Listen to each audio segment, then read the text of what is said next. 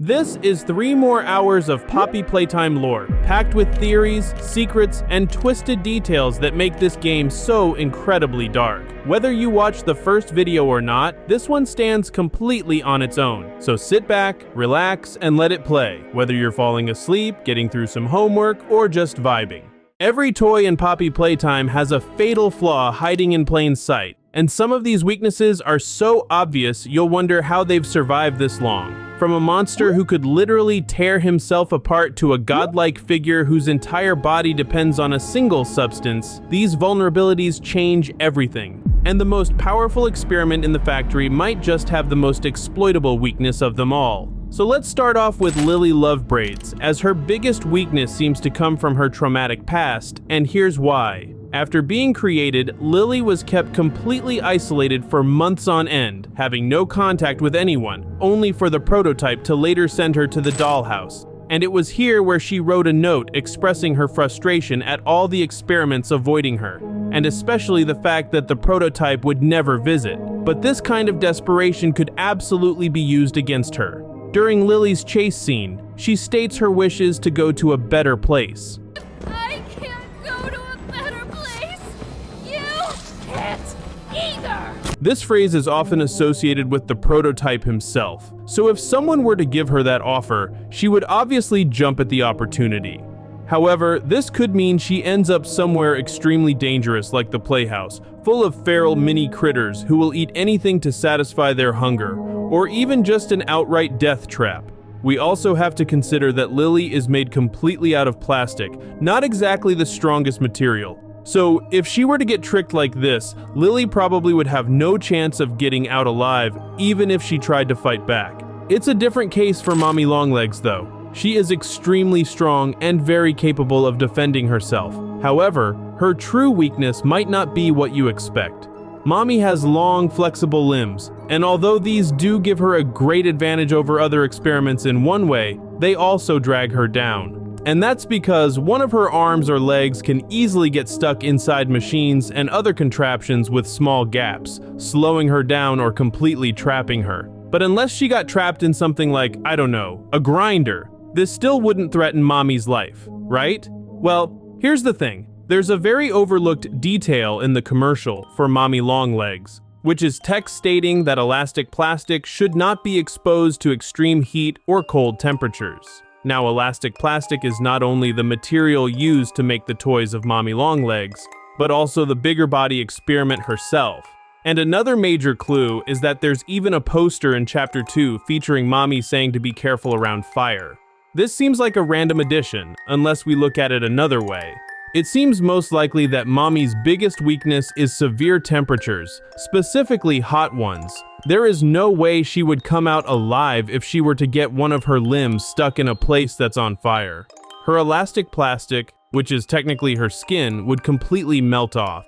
Of course, we did see Mommy run past a small bit of fire in her main chase scene from Chapter 2, but she is clearly running past it very quickly and from a safe enough distance. Not to mention we may have just been hallucinating the fire altogether, since the employee safety tape made by Playtime Company does imply that there is hallucinative red smoke all around the facility, whether we notice it or not.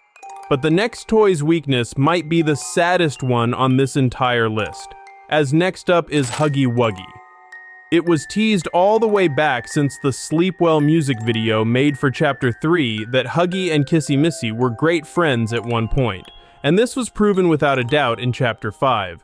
In fact, we literally used this fact to our advantage, activating various projectors playing a video of Kissy to distract Huggy, allowing us to move around the area. This alone shows how Kissy could be used to take Huggy's attention away from any incoming threats. I mean, that's literally how he died in Chapter 5. But even apart from this, he is easy to lure into places. In the first chapter, we were able to lead Huggy straight to a chasm, where he fell hundreds of stories down.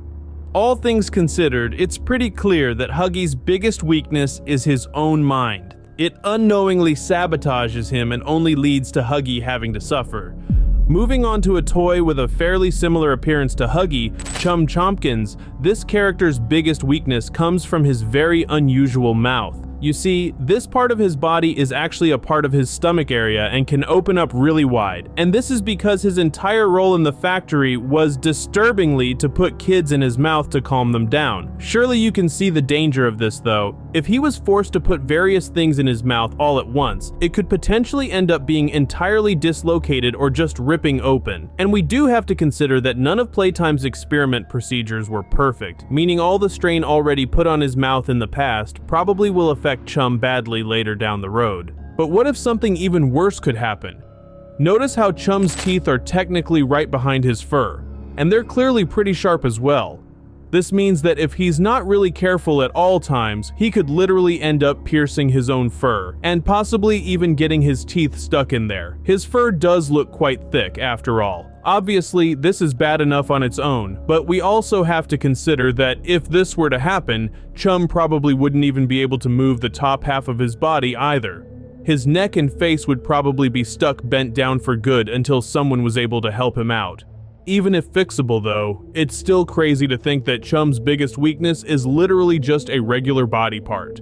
And speaking of weaknesses that come from within, the next one might be the most horrific of all, because the next character we're going to discuss is Yarnaby, whose entire life is centered around the Doctor. Yarnaby will essentially do anything to please him. This is all because the Doctor isolated Yarnaby with himself, and it was stated in his prisoner profile report that he wasn't very intelligent, explaining how he could fall victim to such a cruel practice. So this probably means that if someone was to go about it the right way, they could have Yarnaby devote himself to them as well. And this is where Yarnaby's true weakness comes from, because it can be seen on his model from the game that he is covered in wounds and injuries. Now, considering the Doctor's personality, it's not hard to believe that he caused them before being turned into a brain in a jar, of course. But the main thing to note from this is that Yarnaby can literally be physically abused without even trying to defend himself when he's under the power and control of someone else. And despite being strong, he is still a mortal being, meaning such severe abuse could easily take down the poor lion for good. This part of Yarnaby's personality is tragically his biggest weakness. Now, we obviously can't forget about the crazed teacher, Miss Delight. Her weakness comes down to her sheer insanity, which she developed after the Hour of Joy. Miss Delight and the other teachers were locked in the School of Playcare with no food to survive, meaning they had to start considering eating each other, and Miss Delight was first on the list. Meanwhile, with her growing hunger, Miss Delight started believing that when she stood still, the other teachers thought she was dead. And if you recall how she worked in Chapter 3, this concept may sound familiar. Miss Delight has a habit of standing still when she's being looked at, and this vulnerability could definitely be taken advantage of. During one of these moments, someone could try and attack her as fast as possible so she doesn't have much time to react. Or, since she's stood still and only facing one direction, someone could sneak up from behind and attack like that instead. Either way, it's clear that this is Miss Delight's main weak point. But none of these weaknesses even come close to what I'm about to reveal next. The final character is the Big Bad, the prototype himself. He obviously seems immune to death as things currently stand. He was burned, electrocuted, and even survived a whole tram wreckage. However, this unnatural strength is all due to the Poppy gel that he's filled with. We know from various documents that this gel is able to encourage tissue growth and generate entire cells on its own.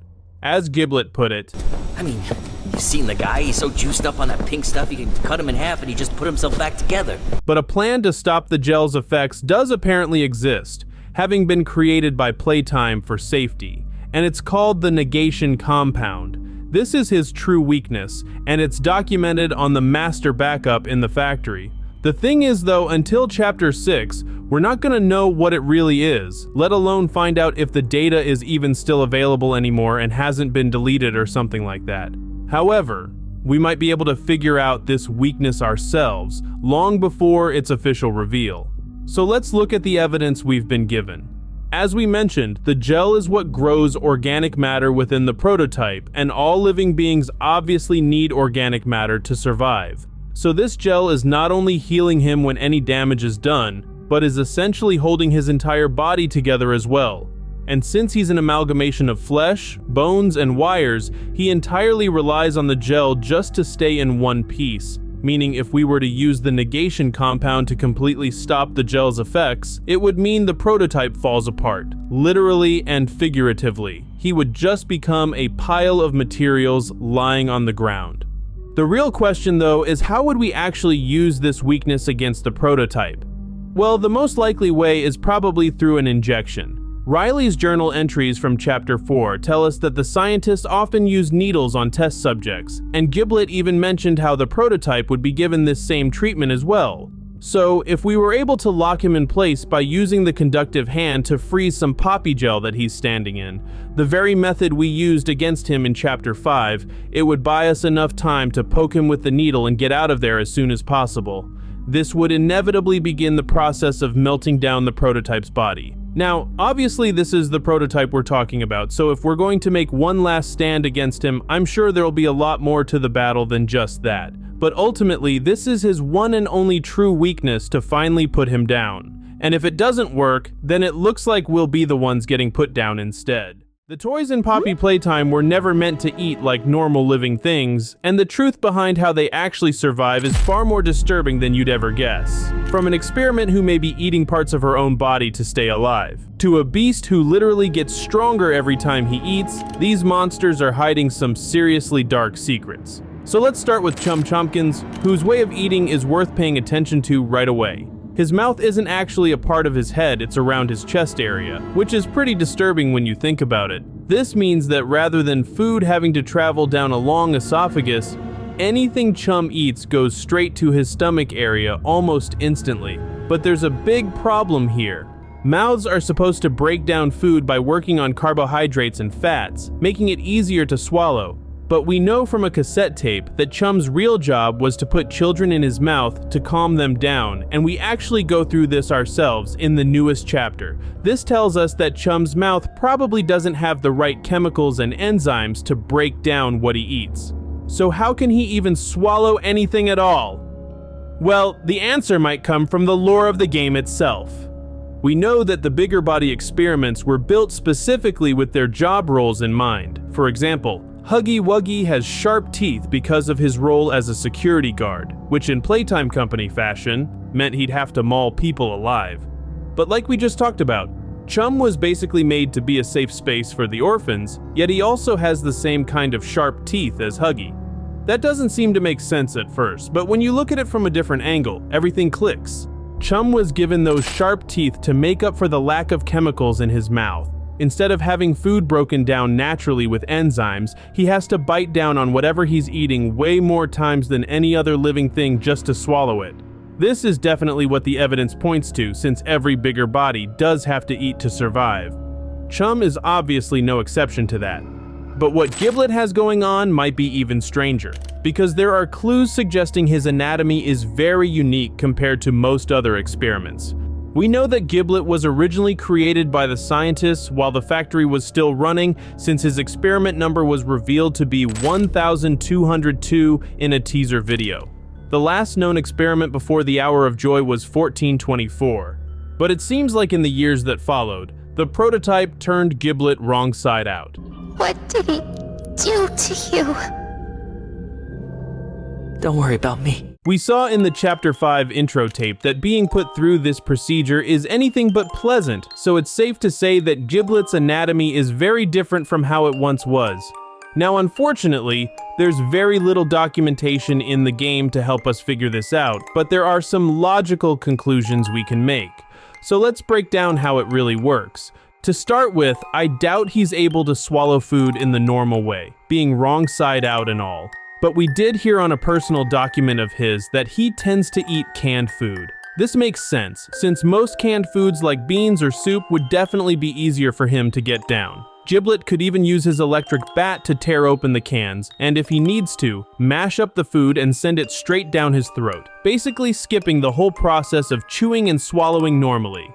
We have to remember, after all, that he has large square teeth, which obviously wouldn't be great for biting into food, so this method makes way more sense. However, after Giblet's surgery at the claws of the prototype, I find it hard to believe his stomach would work properly either. So it's very possible that whatever he swallows just sits in his stomach area, with no acid there to truly break it down. this would still make Giblet feel less hungry, but it just wouldn't be very efficient for him. And this theory gets even more believable when you look at Giblet closely, because he does seem to be carrying some extra weight around his stomach area. That would be pretty unusual for such a small little toy, unless that's where everything he's eaten has been left to stay. But luckily for us, the next toy's eating habits are much easier to figure out, though they might involve something none of us saw coming. Unlike most other experiments, Lily Love Braids was not created by the scientists of Playtime Co., but rather by the prototype, who at the time was much less experienced with surgical procedures. It seems like he actually did a pretty solid job creating Lily, though. When looking at her form, it seems like her process for eating would just be the same as a regular human, at least in terms of how she swallows and consumes food. However, a document in Chapter 5 has some pretty wild implications. Before the Hour of Joy, the scientists wrote out a plan for how Lily would be created, and even though it doesn't mention anything about food specifically, they talk a lot about how the experiment's hair would essentially have a mind of its own, with every single strand being under Lily's full control. We also saw Lily's hair in action during Chapter 5, grabbing us and pulling us to different places. She might do the exact same thing with any food she wants to eat, snatching it from far away and shoving it in her mouth without even needing to use her hands. It would definitely be in character for Lily, that's for sure. But here's where things take a much darker turn. What if instead of eating regular food to survive, she's been forced to do something far worse?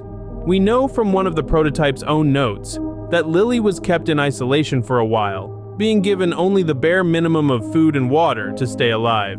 And she could have picked up a very nasty habit out of pure desperation during that time. Isn't hair so amazing? It grows right through your skin. And you can eat it too! Lily may have started eating her own hair just to keep her hunger at bay.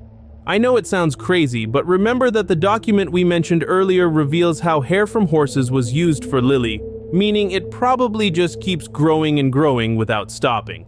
And the prototype clearly followed that document closely when creating her. So all things considered, it seems like a grim but very likely possibility.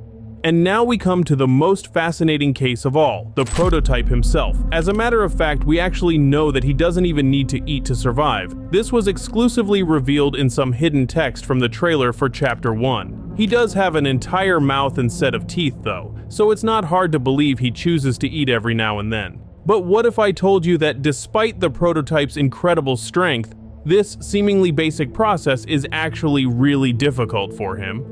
Now, when the prototype does eat, he obviously has to get the food into his mouth before anything else.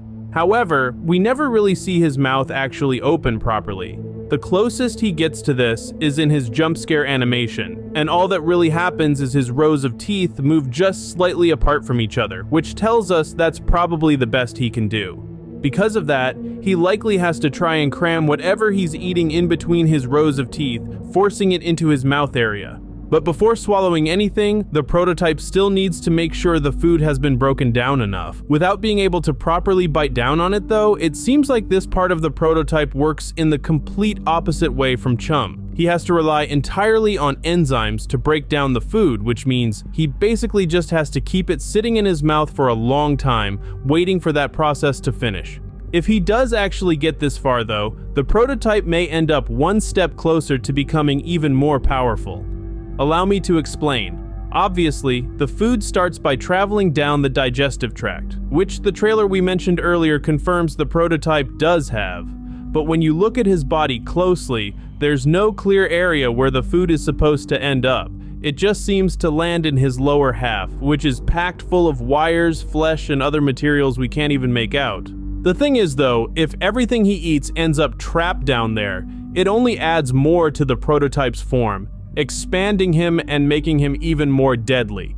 And this could be one of the many reasons why taking him down is not going to be easy. He's able to build himself up more and more by literally just doing something as simple as eating. The toys of Poppy Playtime have been through absolute hell, but one character's suffering is so much worse than the rest that it honestly isn't even close. From organs being ripped out of a living body to a death that lasted years, the darkest corners of this story reveal pain that goes far beyond what most fans realize. And the answer to who truly suffered the most might not be who you'd expect. So let's start off with Lily Lovebraids, a character from the newest chapter whose sole purpose, quite literally, is to suffer. During the Hour of Joy, employee Gracie Green was captured by the Smiling and Nightmare Critters as they desired revenge for the twisted conditioning videos she had made for the experiments. The prototype experimented on Gracie so she could see what it was really like to become a toy. Now, we know very well that these procedures were absolutely horrific thanks to Riley's journals in Chapter 4, and having to go through them is something most of the characters we're going to discuss share in common. Lily's pain did not end here though. She would be left locked up, forced to watch her own conditioning videos she made as a human, and only being given only the bare minimum of food and water to survive. Lily was being tormented both mentally and physically, and this led to her going into a frenzy, wondering why none of the experiments wanted anything to do with her. Then, of course, Lily's story ended with her falling to her demise and her lifeless body being crushed by a platform.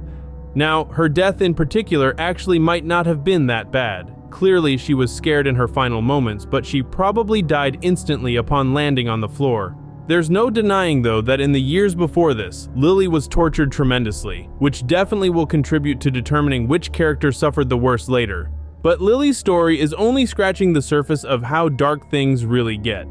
Another character we just have to talk about is Yarnaby. His death is a complete 180 from Lily's. There was no immediacy to it. He got stuck to a metal hook via his own mouth, bursting into flames and having no escape. He was in excruciating pain and was terrified all at once, with his relief only coming after he fell into a pit of molten lava. Even before this, though, Yarnaby suffered a ton. As a child, Quinn Navidson, he was mentally manipulated by Dr. Harley Sawyer so he would put in more effort at his game station tests. Sawyer pretended to care about the naive kid, but all he wanted was to make sure Quinn would be a more successful experiment down the line. Even more tragically though, following the experiment, Sawyer completely isolated Yarnaby with himself, so he would essentially become Yarnaby's entire world, stripping away any other parts of his personality he may have once had. This led to Yarnaby falling into a deep depression after Sawyer himself was experimented on and removed. The poor lion barely ate, moved, or showed any real signs of life, all because of the absence of the man who Yarnaby thought cared about him, though the truth couldn't be further from this. But if you thought this was bad, Yarnaby is even seen in the game covered with wounds, scratches, and even worse. This implies Sawyer physically abused him, which stands above all else as the most awful part of this. There's really no hiding how tragic Yarnaby's story is. And keep in mind, all of this happened just to an innocent child. With Lily, at least, it was justified revenge. But Yarnaby was innocent, yet forced to suffer to such a great extent from the day of his creation. Moving on to Miss Delight, her story is a classic case of a normal person becoming a monster due to no real fault of their own. And trust me, it involves plenty of unjust suffering. Following the Hour of Joy, she and the other teacher experiments were locked in the school with no food to satiate their ever-growing hunger. So, as time went on, Miss Delight's sisters came together and agreed they would have to eat her first if they wanted any chance of surviving, while Miss Delight herself was literally descending into insanity. She had created her own weapon, Barb, and the sheer hunger Miss Delight was experiencing meant she was in constant pain, barely being able to pick herself up off the floor. Her own mind was able to save her though, as she believed Barb was speaking, telling her to kill and eat the other teachers. She didn't want to, but ultimately felt there was no other choice, ultimately cannibalizing them in the end. Although she physically felt much better afterward, Miss Delight felt unimaginable guilt for what she did, mindlessly jotting down her thoughts on pieces of paper that were lying around the school. She clearly felt awful. But years after she teamed up with Catnap, we arrived at the factory, finally ending Miss Delight for good, with the slam of a gate. Similar to Lily's death though, Miss Delight probably didn't feel anything here. though her past years obviously were not pleasant whatsoever. And yet, what comes next takes the suffering up another notch entirely. Because next up is Dog Day. When he and the other smiling critters attempted to rebel against the prototype, they sadly lost the battle, and Dog Day had to literally watch all of his friends perish right in front of him. Just to make matters worse, Dog Day would not be let off easy for going against the prototype. His old friend, Catnap, now a prototype-obsessed maniac, brutally tore off his legs and hung him in a small, damp cell, leaving him there to rot in agony. The poor dog was left like that for years. No food, no interactions with anybody else, no reason to live. And then we showed up, though this seemed to trigger a horde of hungry and ruined critter toys to flood the area, with Dog Day suffering a horrific death. He was not crushed or burned alive, he was eaten from the inside, his guts and flesh all chewed out by thousands of tiny little teeth, this leading to Dog Day losing control of his own body. The feral toys used him to chase us down various tunnels, while he was heard gagging and choking. It's a truly horrible way to go out, and an even worse set of events leading up to it. This may even take the #1 spot of who suffered the worst. But of course, if we want to do this right, we have to also explore Poppy's past, the main character and one of the primary focuses of the new chapter. Surprisingly, her initial creation isn't filled with horror from the get-go. She was created by her father Elliot Ludwig so he could bring his daughter back from the dead, but unfortunately, this is where any reminiscence of wholesomeness ends. After the Bigger Bodies initiative was introduced, Poppy would be subjected to awful procedures, having her organs ripped out of her for research. She was traumatized, she felt less of herself every time it happened, and began to lose hope that anything would ever change. She was wrong though, at least in one sense of the phrase. The dissecting of her body ended after the hour of joy, but that definitely does not mean she was free from more suffering. As after running back to her room due to the pressure she felt from a situation we'll discuss soon, the prototype locked her up in her case despite her pleas. She screamed, cried, tried to break out, but it was no use. Poppy was trapped in a tiny little box with no idea how long she would be there. She was only able to be set free when the player character stumbled upon the sleeping doll and opened her case. This only opened the door to even more torment though. She would be kidnapped by Mommy Longlegs, her only true friend Kissy Missy would be near fatally attacked.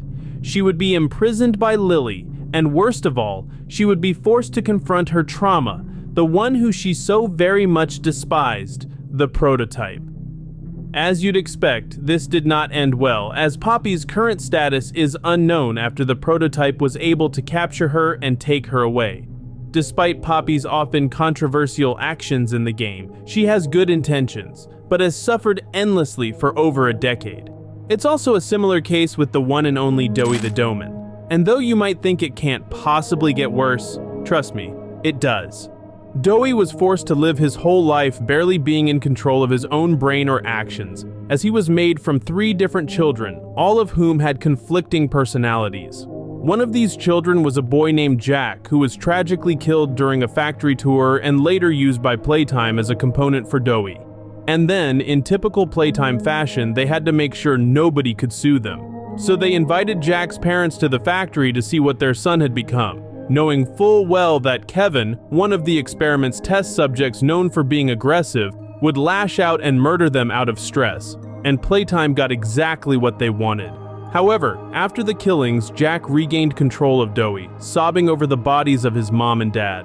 Despite how hard this must have been for the poor dough man, he kept on pushing through his life as a toy, teaming up with Poppy and Kissy Missy to protect many of the small critter toys after the hour of joy. But after Poppy ran away, even though he was struggling enough as it was, Doughy decided to do the right thing and step up as the toy's leader. He battled through every challenge, such as traps set by the doctor to freeze him, which hurt him so badly he would even have near mental breakdowns. Eventually though, all of the suffering he had endured would become too much for Doughy. Once the safe haven exploded, with all the toys perishing and everything he had worked for in the past 10 years being gone in the blink of an eye, Doughy transformed into a monster, blaming the only person who was there with him, us, the protagonist. And we were forced to finally end his torment. but not in a very nice way. We were forced to use freeze mechanics, saws, and even a massive crushing machine against our old ally. And in his final moments, he apologized for his recent actions. Dewey's final minutes were filled with anguish, complete and utter misery. Of course, every backstory we've discussed has their own horrifying elements to them. Lily being put through mental and psychological torture, Miss Delight being forced to resort to cannibalism, Dog Day enduring physical torture for years on end. But I think we can all agree that, considering everything, Dewey suffered the worst out of all these characters.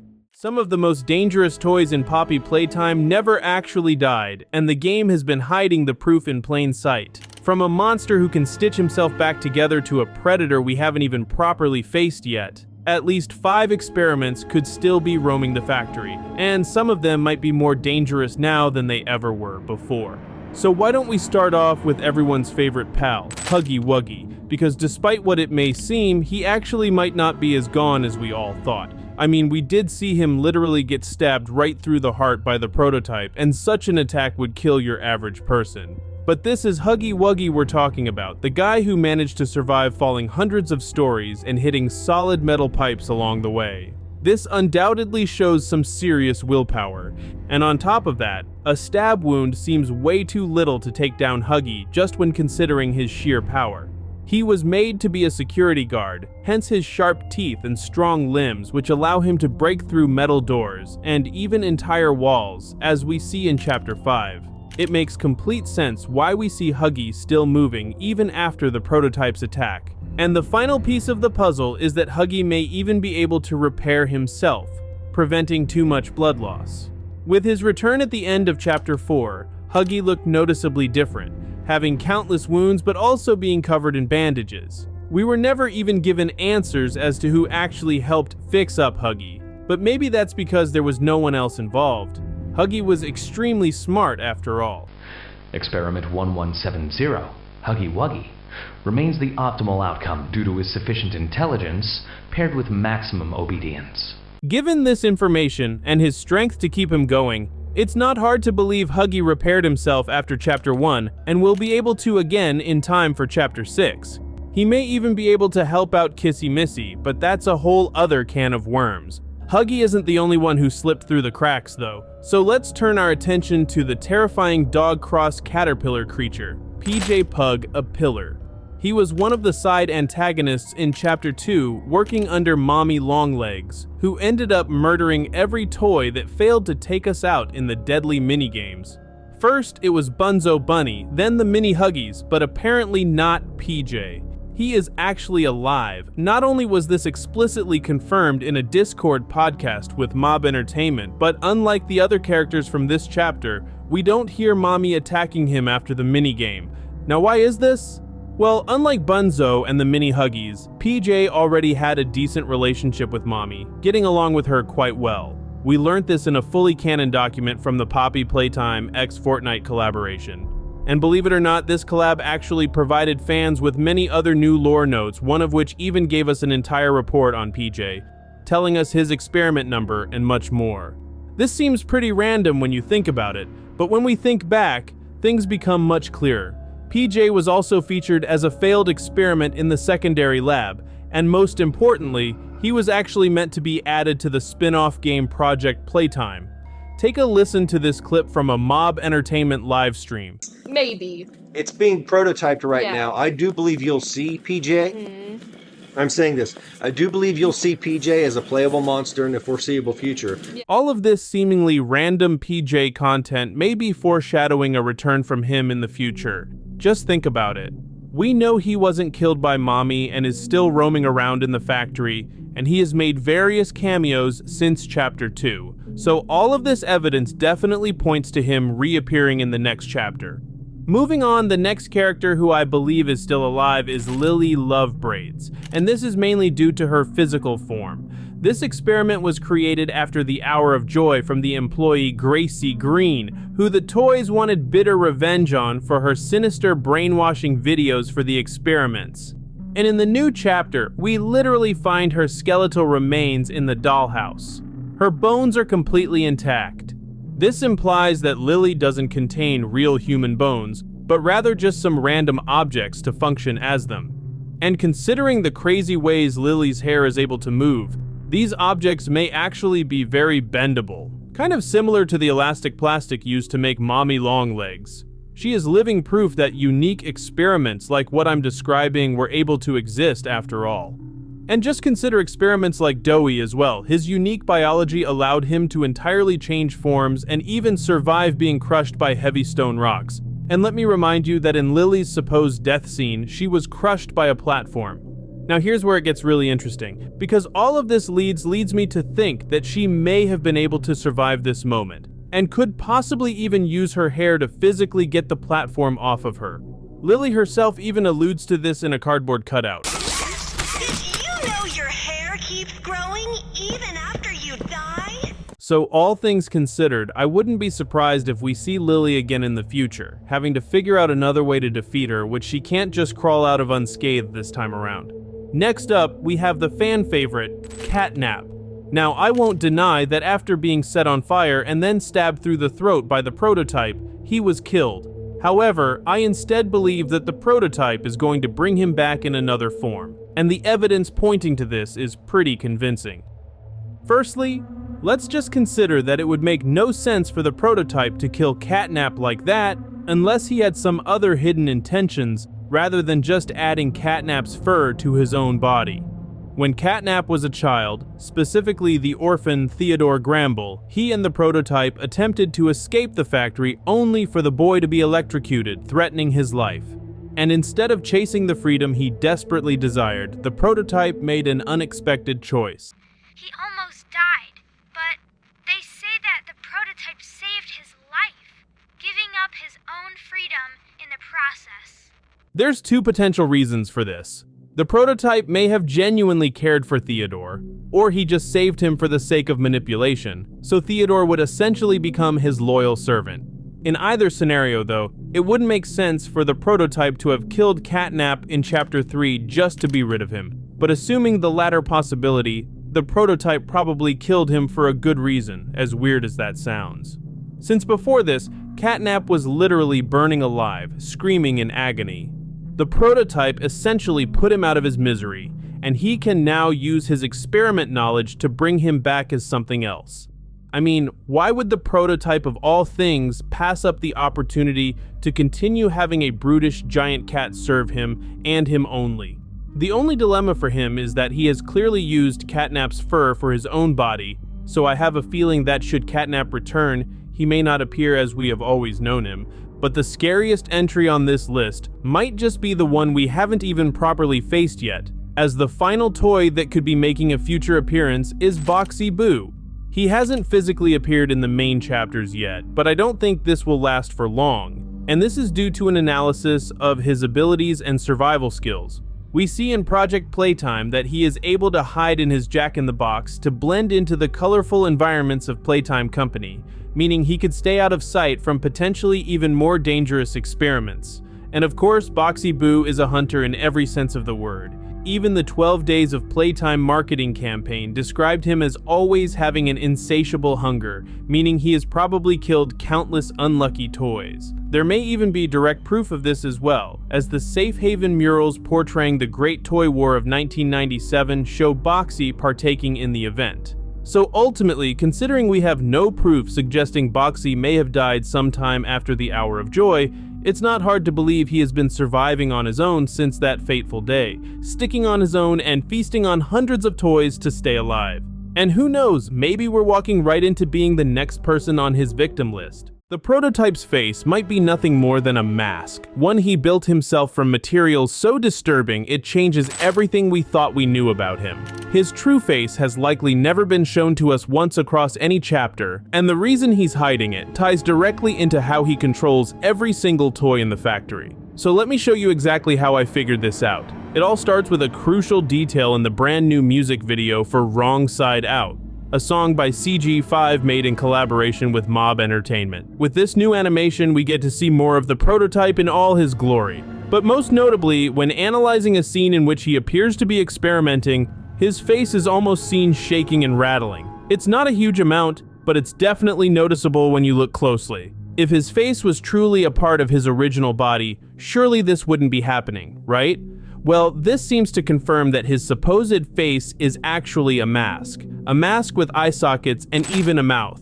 This would also explain why we never see the prototype open his mouth, even in his jump scare animation, because it's fake. It's not a part of his true form. Hidden text in the Chapter 1 trailer told us the prototype doesn't need to eat after all. Now this new discovery opens the door to various theories, and the craziest part is, the evidence I'm about to present tells us way more about the prototype than we ever expected. So the first thing we need to ask ourselves is, why would he even need to make a mask for himself? Well, the evidence points to it being an attempt to make himself look more appealing, as we'll discuss soon. Though obviously this didn't work for everyone, since a note in Chapter 4 records a safe haven toy expressing clear horror at the prototype's face on his mask. Regardless, keep in mind that the prototype is just that, a literal prototype. That's why he's essentially an amalgamation of flesh, bones, and wires. He obviously was not made with appearance in mind, and I know he wears jester clothes, but previous chapters where we could only see the prototype's arm show no jester clothing in sight, whereas he literally has colorful sleeves in Chapter 5. Of course, the real reason for this is just because his full design was still in development, but the in-universe reason is probably just that he can physically take this outfit off at will. It wouldn't make sense for these jester clothes to be a part of his original creation. All this to say that I highly doubt the prototype was originally given an actual face either.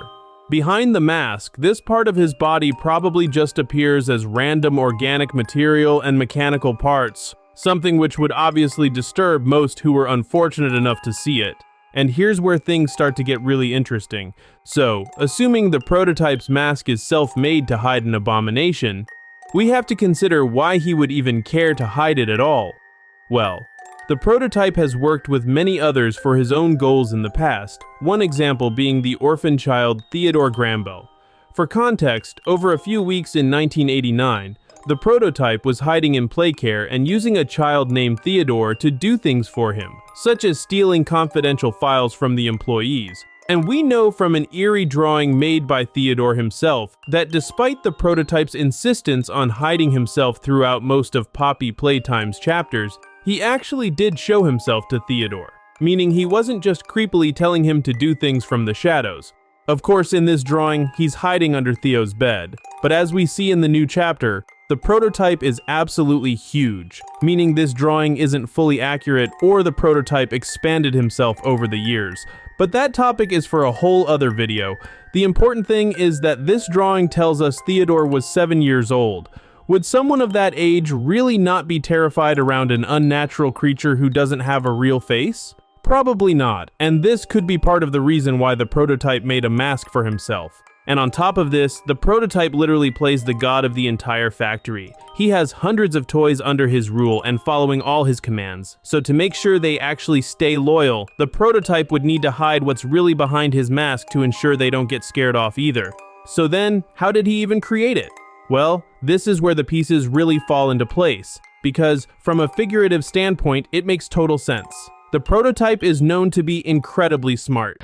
The prototype seemingly disassembled the digital alarm clock within his room and utilized the battery, along with several other components, to create a laser pointer. But as this VHS tape tells us, if he was going to make a mask that clearly is physically attached to him, he would need the resources to do so, preferably organic ones, particularly for his teeth and gums. And this is where some secret documents come in.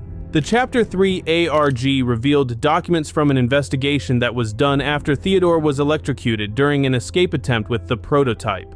It's noted by the investigator, Gerard Lockhart, that trails of tar were found where the prototype had been.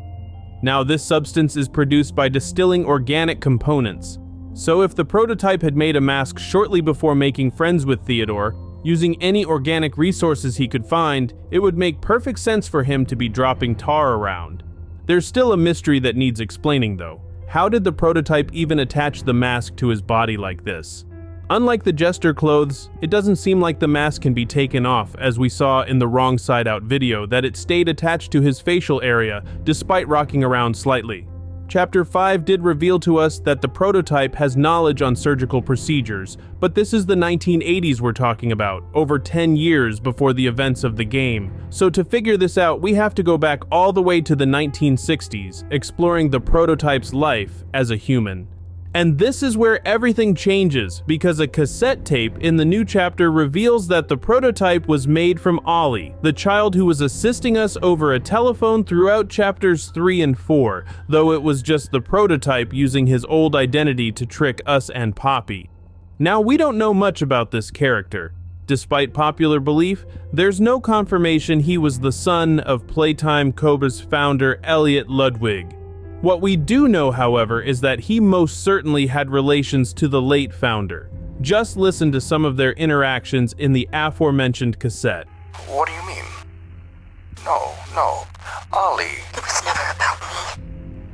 Never about my better place. So when considering the time period in which the prototype and Poppy were created, I believe the most likely scenario is that Ollie, or Oliver, was part of Ludwig's Young Geniuses program, an experimental program he set up for bright young minds.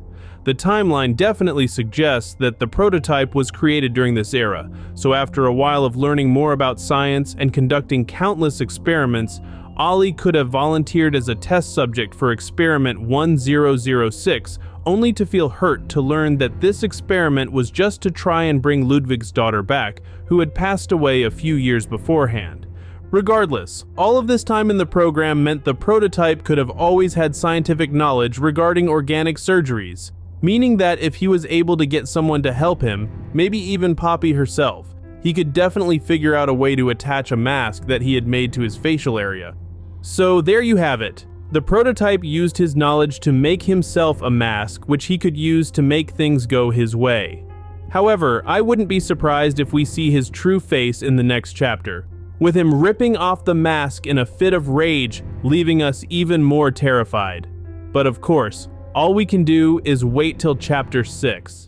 The prototype has been burned, crushed, and hit with everything the factory can throw at him, and every single time he just puts himself back together. But scattered across the chapters are small, easy-to-miss details that reveal a very specific weakness, one the scientists once used against him when the factory was still running. And if the right pieces fall into place, it could turn his own army of loyal followers into the very thing that destroys him. So let's break this down, because taking this beast out would require multiple steps. After Giblet changed the tracks to make the tram crash into walls, the prototype emerged from the wreckage, burnt, but still alive and well. Why is this? Well, he's full to the brim of Poppy gel. So the best thing we could probably do for a start is strip the prototype of the very mixture that gives him all his strength. We learned a lot more about the Poppy gel in the new chapter through the many new files and documents. Supposedly, it is able to grow cells and tissue in a living organism completely on its own. And Giblet reinforced this, explaining the prototype could just put himself back together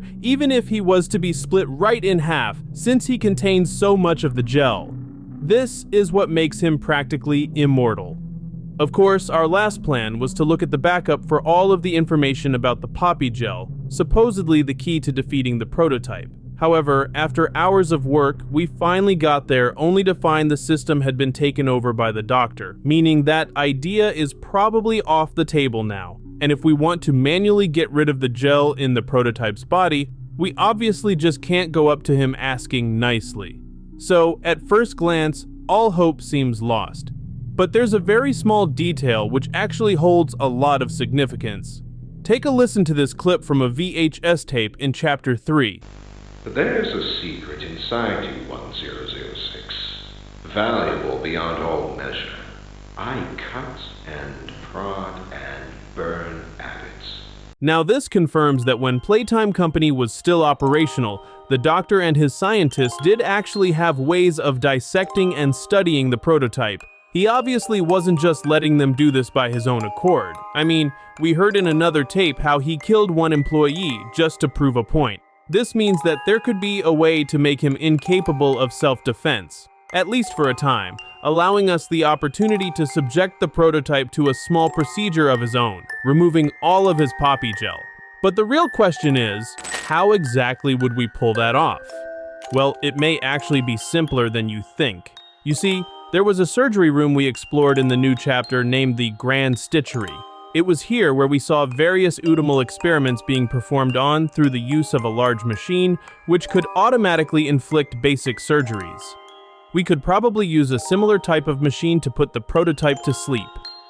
In Chapter 4, we heard from an orphan's journal entries that, as well as the red smoke, the scientists would also use needles for sedation.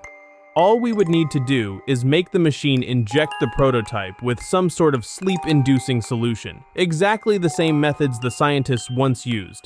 I know it may sound far-fetched, but this is almost definitely the only way the scientists could have ever studied him in the first place.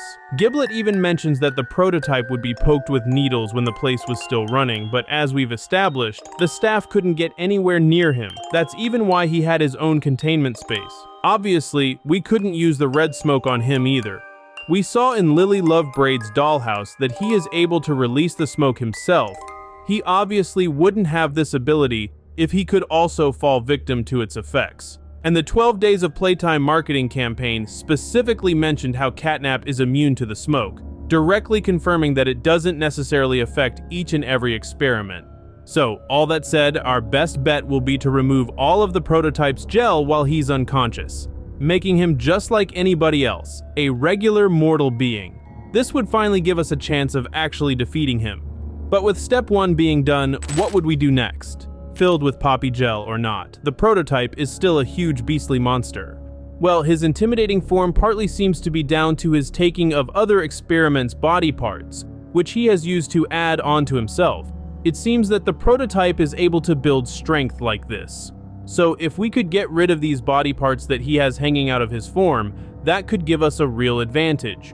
One possibility is that we could use our grab pack to rip them out of his body. It's not always made clear in the game, but grab packs are extremely strong, even being able to rip off people's heads according to the grab pack training tape in Chapter 1.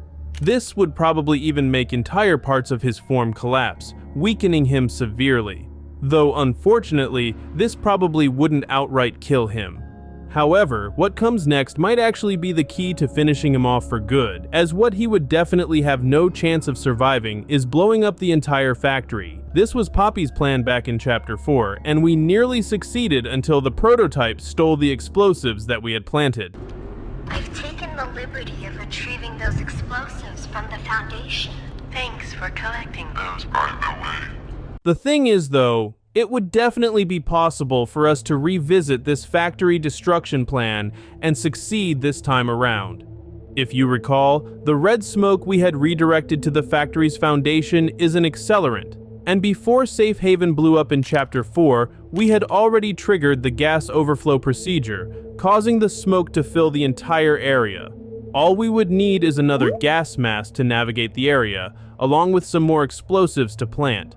And considering the explosives' in-game description states that they are equipment from the company's mining operations, it's not hard to believe there's a lot more of them lying around the factory since the place clearly contains hundreds of mines and caves. Upon completing the process once again, we would finally be able to bring Playtime Company to the ground, along with the prototype himself and probably us as well. It would be a rather bittersweet ending to a dark story. That said, I don't think this is where the game is headed. I think we will end up killing the prototype, but my final theory is not only the most likely possibility, but it also suggests a crazy way of defeating him, and you are not going to be expecting it. Obviously, we can't use fire on him. The prototype is made of solid metal after all. We could possibly try and give him a death similar to that of Doey or Mommy, being crushed or grinded up. But I doubt the prototype would be foolish enough to fall into a trap like this. There's one scenario which he would never see coming though. All of his followers turning against him. It's no secret that there is some serious conflict going on in the factory. Toys murdering each other left, right, and center. Some for the sake of satiating their hunger, and others out of pure hatred.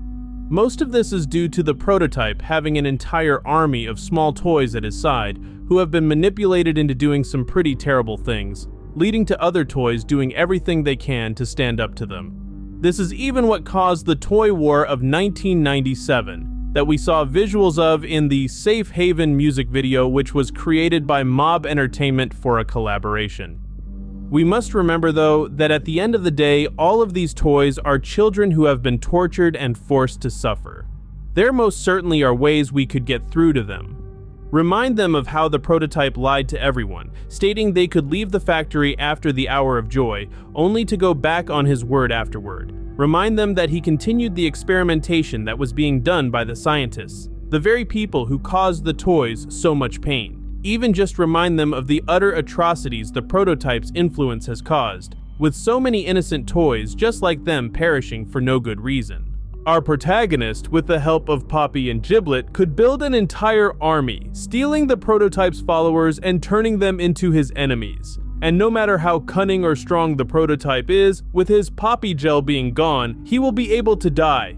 And such overwhelming forces of thousands of toys would absolutely be able to overpower him.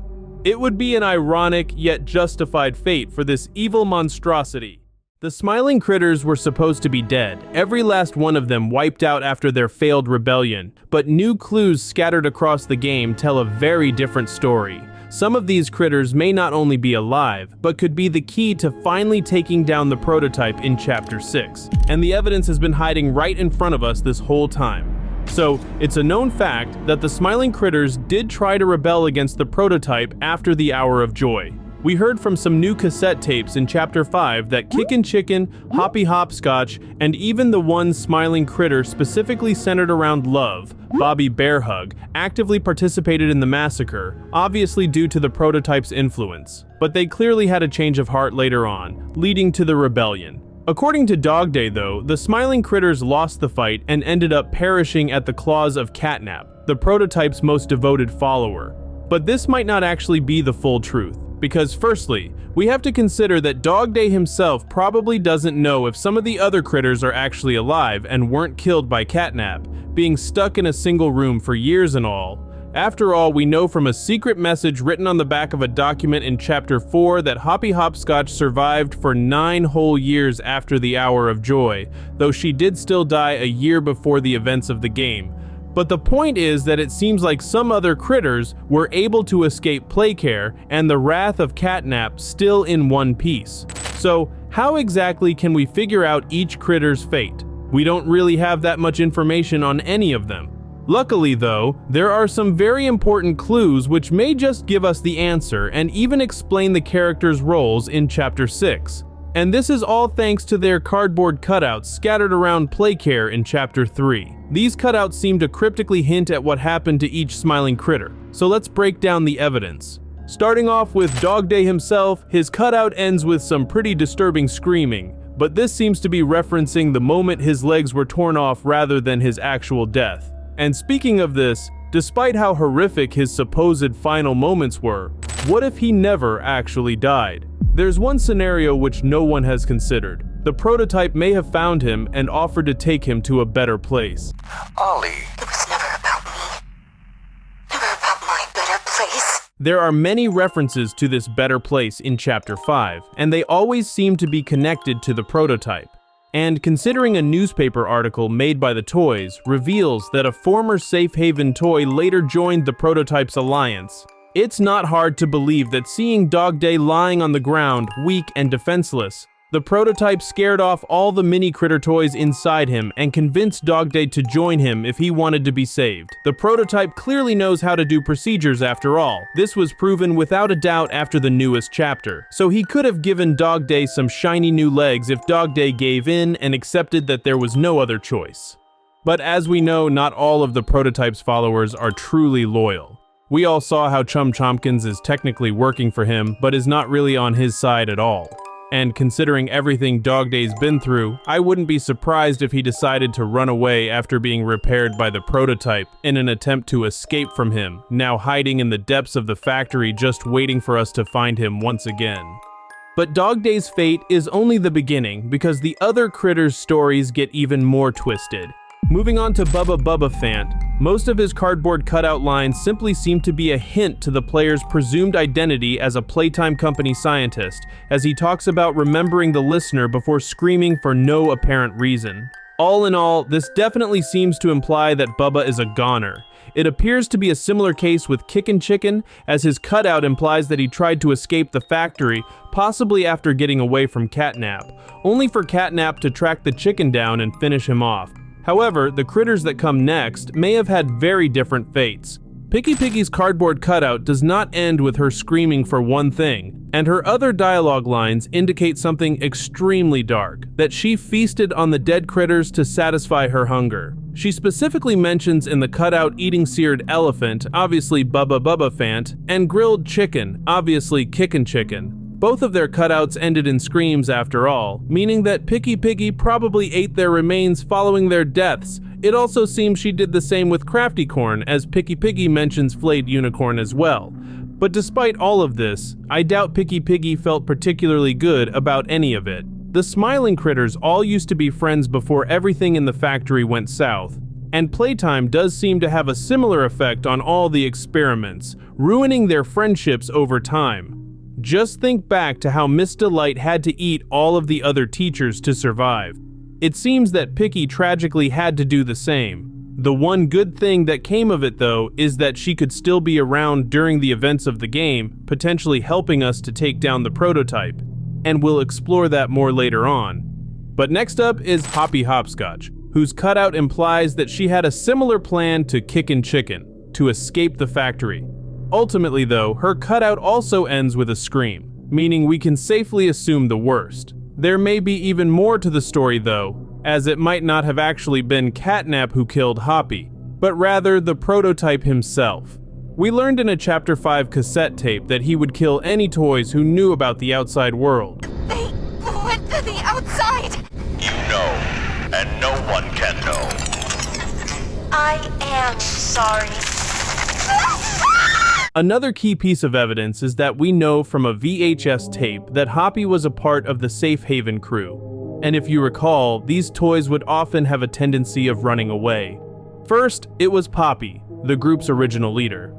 Following that, it was Doughy the Doughman, though he did end up returning in the end. Hoppy may have never gotten that chance, though. We mentioned earlier how a note confirms Hoppy to be dead, so it seems that the prototype found her and then went in for the kill. Clearly, the other Safe Haven toys found out about this, so it was obviously public knowledge among the experiments, meaning that any potentially living critters would have found out too, fueling their desire for revenge against the prototype even more. Now this is where things take a really interesting turn, because moving on to the final smiling critter characters, we have Bobby Bearhug and Crafty Corn.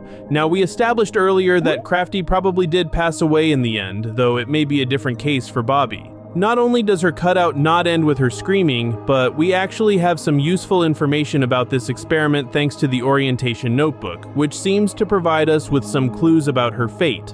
So after Bobby Bearhug was created, it's said that she was essentially suffering from some sort of seizure, and that she couldn't even speak despite her efforts. This led to the scientists putting Bobby through another surgery with the goal of fixing these issues. And it's very likely that this second procedure could very well mean that Bobby's body was further improved on in other ways as well, as the book states that each smiling critter experiment could serve as a good testing ground before trying to create Catnap. Some documents from the Chapter 3 ARG seem to hint at this as well.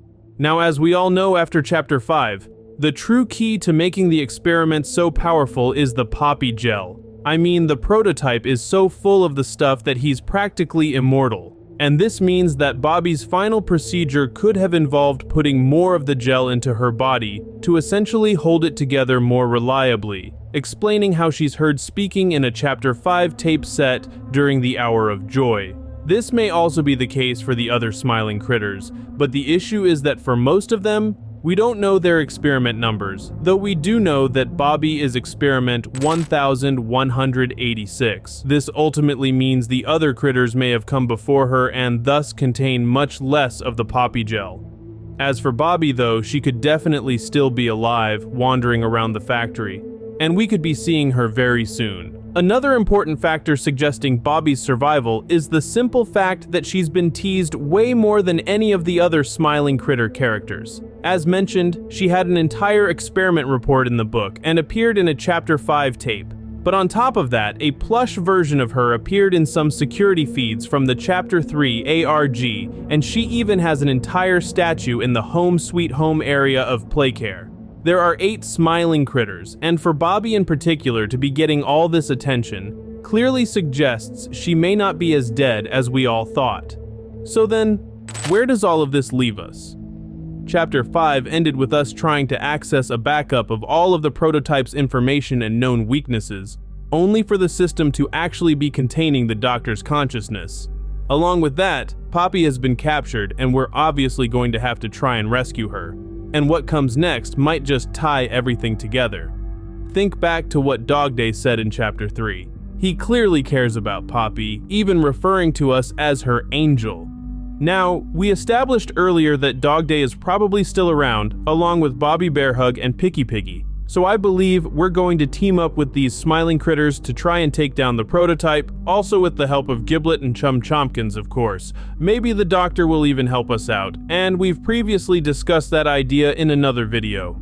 All in all though, we're going to have a pretty big team of allies, and with their help, the prototype will either be forced to surrender, or we're going to be the ones to finally take him down. Some of the toys in Poppy Playtime are perfectly capable of speaking, yet they refuse to say a single word, and the reasons why reveal some of the darkest secrets in the entire game. From an experiment created by a child too young to even form words, to a toy who has been silently protesting since the day he was made, these characters have been hiding far more than we realized, and one of their stories might just be the most heartbreaking thing in all of Poppy Playtime. So to kick things off, let's start with Boxy Boo, because his reasons for staying silent are actually super interesting and pretty important to the lore. Now, as we know, Boxy Boo was the first successful bigger body ever created, designated Experiment 1160. However, as you can probably tell from that number, he definitely was not the first experiment in general. We know of Experiment 814 thanks to a document found in Chapter 2, and Chapter 5 revealed that Playtime Company founder Elliot Ludwig had created the prototype and Poppy as Experiments 1006 and 1007. Those experiments are perfectly capable of speech,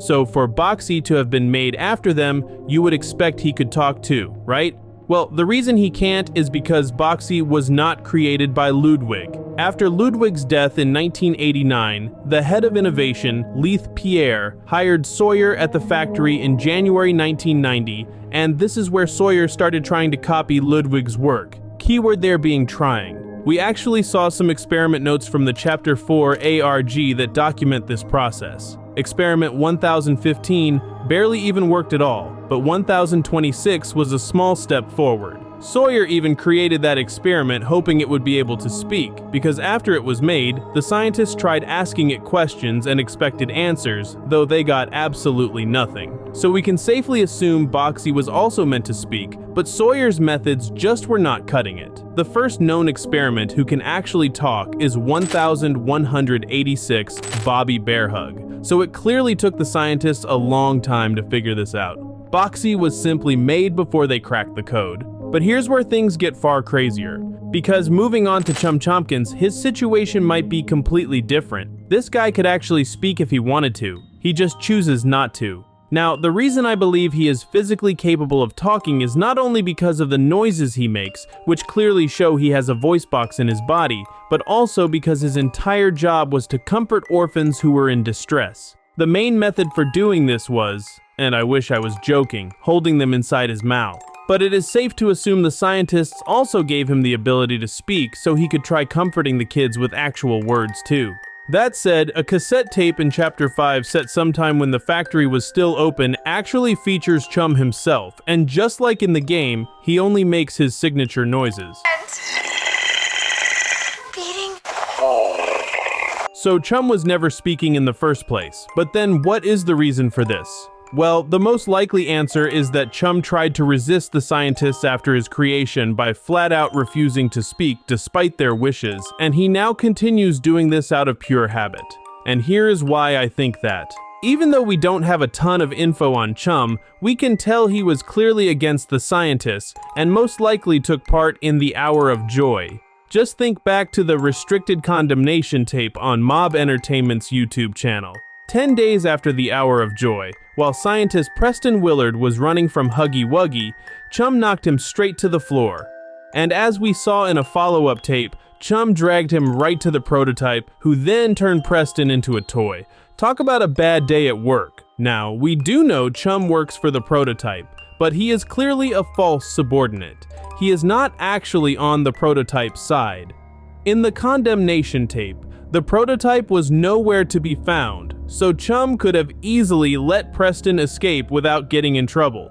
But he chose to hand Preston over out of pure hatred. He was completely against every single scientist and would never want to obey them. We did see in the restricted conditioning tape that Catnap was conditioned so heavily that he forgot his human identity and real name, but all of those conditioning methods came from Ms. Gracie's brainwashing videos, which we actually got to see in Chapter 5. However, there were no videos specifically about making the toys talk if they did not want to, meaning there was no proper way to condition Chum into speaking. My guess is that Chum refused to talk so many times that the scientists eventually just gave up and let him be used solely for the whole mouth-holding thing. Even just look at his cardboard cutout. All of the character cutouts were made by Playtime when the company was running, and for ones like Doughy the Doman or Miss Delight, since they contain the voices of the actual experiments and not just the toy versions, the scientists surely forced them into recording those voice lines. Chum's cutout clearly has the same voice as the experiment too, and yet every single one of his lines is just him making random noises. Playtime would have had no reason to make such a useless cutout on purpose, so they definitely expected Chum to say actual words for it, and once again he refused. You have to respect the commitment at that point. So from then and all the way up until the events of the game, Chum has continued his silent protest. And honestly, habits born from Playtime's cruelty have lasted for years beyond the Hour of Joy with other toys as well. Take Huggy Wuggy for example. His role was to be the security guard, and even after the factory shut down, he kept doing that job, attacking us in Chapter 1, all because of his training by the scientists. Our intruder stirred one of the factory's security measures, and he performed exactly as he was designed. Now, speaking of Huggy, have you ever wondered why he does not speak? Well, the reason is a lot darker than you might think. What if Huggy was made from a child so young that he never developed this ability? I mean, the only sounds Huggy has ever made are screams and screeches, which honestly sounds a lot like how a very young child would behave.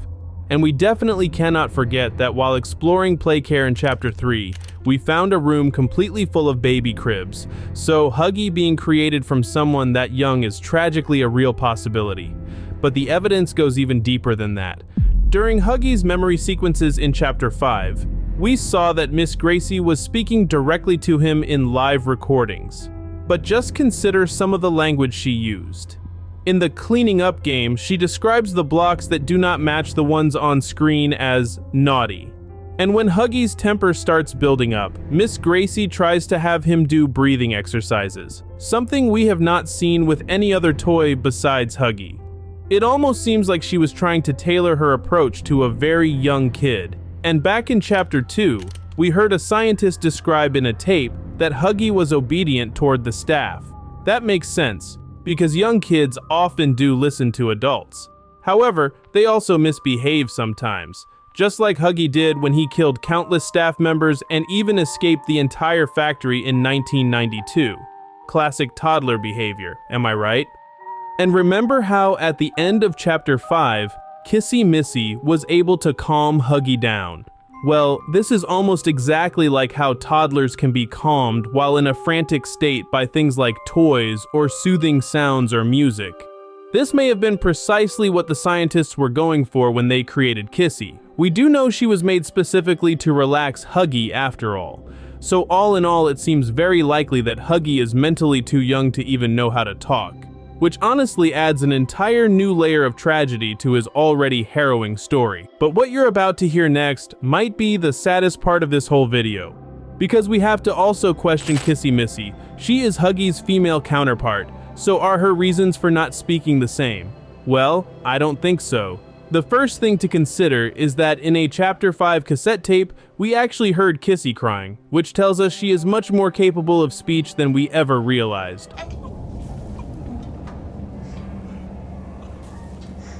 Now, although we do not have any official confirmation of Kissy's job in the factory, or whether she would even need to talk to do it, there are some posters in Chapter 3 suggesting that her role was to greet the children arriving at Playcare by train.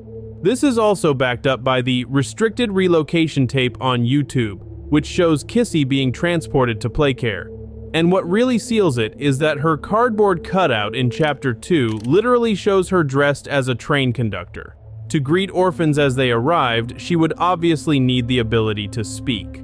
Now, it is worth mentioning that a document in Chapter 4 reveals Kissy was eventually given quiet work in a relaxed setting, but it is heavily implied this was only temporary.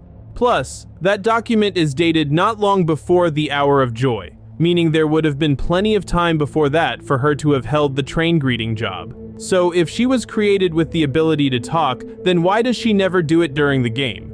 Well, it has been shown many times that Kissy is extremely sensitive and really struggles with her emotions. The unfortunate but honest truth is that she probably does not speak solely because of her past experiences. This is a real condition after all, and we cannot forget that these toys were once human beings. Playtime was unbelievably cruel to the experiments, and Kissy has clearly been through a lot. So even if she is physically able to talk, Kissy's mental state has rendered her unable to do it. And that is both fascinating and completely heartbreaking at the same time. The prototype has outsmarted every single experiment in the factory, but there's one he never had the guts to face head on. Doughy is the only toy that actually made the prototype run away, and the clues hidden throughout Chapter 5 not only suggest he's still alive, but also that he may be the one true weapon capable of bringing down the very experiment we've been fearing for so long. But first, we need to address something everyone's been getting wrong. In Chapter 5, it was stated that Doughy is as good as dead.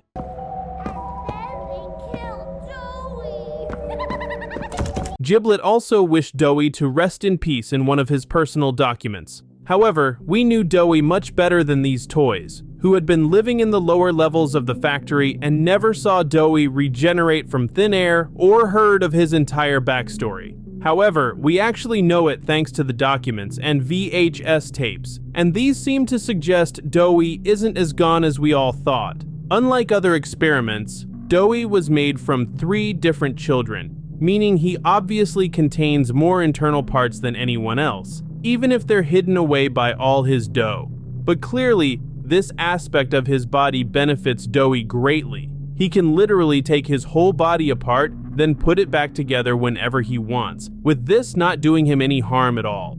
Remember how he would practically teleport through walls or travel through thin pipes?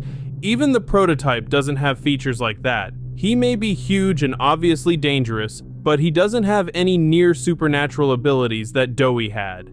The prototype's only real advantage is that he's full to the brim of Poppy Gel, which gives him most of his durability. Plus, he's not made of a material like dough, which has many unique properties. Most importantly, however, he was only made from one person, Oliver, meaning he's limited to the organic parts of only a single test subject, just like every other experiment except Doughy. But even with all of this, the strongest proof might be hiding right under our noses. Considering Doughy's abilities and body, it seems very likely he's going to come back in the future, probably in Chapter 6. The prototype was heard mimicking his voice in Chapter 5, but that doesn't necessarily mean that Doughy is gone, since we have very clear proof that the prototype can simply mimic any voice he's heard. In a VHS tape from Chapter 3, the Doctor and the prototype are heard having a conversation, with the recording ending after the prototype eerily mimics the Doctor right in front of him. So with that cleared up, it's worth mentioning that there seem to be some hints in the newest chapter suggesting Doughy never actually died. Firstly, none of Doughy's form is seen on the prototype. He could have surely used some solid frozen dough from Doughy's body to keep building himself up with strength, yet he clearly didn't. And we definitely can't forget that when Giblet is discussing the main characters from previous chapters that we've killed, such as Mommy and Catnap, he doesn't mention Doughy. You're the one they've been talking about! The one who put Mommy in the grinder? Who gave the cat a nap? Down here, They're calling you the Playtime Butcher. I don't think these are just some overlooked details, but instead, very specific choices by the developers to hint at Doughy possibly being alive. And of course, in the next chapter, we are going to be facing off against the prototype one last time, hopefully defeating him and saving Poppy. But we're probably going to need some help, not just from Giblet, but also our old friend Doughy. But even if Doughy is alive, could he actually take on the prototype? Well, for starters, he is incredibly strong. Think back to how he destroyed Pianosaurus in a matter of seconds, who, keep in mind, was a large dinosaur made of solid metal. On top of that, Doughy has the ability to transform into a giant, monstrous-looking creature, one that's even bigger than the prototype. He's shown to be able to pull down entire elevators in this form, and completely regenerate after having his entire body absorbed. Clearly, the prototype is aware of Doughy's strength. We know from documents that before the events of the game, the prototype would try and break into Safe Haven, stalking the helpless toys within. But as we see in the game, whenever Doughy himself is around, the prototype retreats. This is shown in two different instances throughout Chapter 4. Once after we first entered Safe Haven, with the prototype being just outside, and another when Doughy was chasing him through the caves, buying us time to plant the explosives in the foundation. There was no mention of the prototype actually trying to attack Doughy during this time. He was simply running from him, luring Doughy away from the Safe Haven in the process. Clearly, the prototype is intimidated by Doughy. Now, it is a known fact that the prototype isn't the type to go into battles head-on, as instead of killing Mommy Longlegs or Catnap since he needed their bodies to add on to himself, he just waited for us to do the hard work instead before snatching their corpses. The thing is, though, the evidence we've discussed shows that in Chapter 4, the prototype is genuinely fearful of Doughy, though he would never admit this, of course. So since Doughy was his main threat, the prototype used other tactics to get rid of him. He posed as his old identity, Ollie, to trick the player into rigging the Safe Haven generator, causing the entire place to blow up, all of its inhabitants to perish, and of course, Doughy to lose his mind. This plan effectively meant the prototype got his way without physically having to confront the experiment he felt threatened by, using the time that Doughy spent chasing us to steal the explosives. We were the ones who were blamed for the Haven's destruction since Kevin, one of the children used to create Doughy and known for being aggressive, wanted somebody to blame. But we can obviously figure out that if Doughy were still alive and knew the truth about what happened to Safe Haven, he would want nothing more than the prototype dead, as if he didn't already want that enough. Now, there is something very important about the prototype and Doughy that most people have completely missed, as believe it or not, they actually share something in common. We saw in Chapter 4 that Doughy's main weakness is being frozen. I mean, we even used that against him during his boss battle. This weakness does make a lot of sense, considering he's made from dough.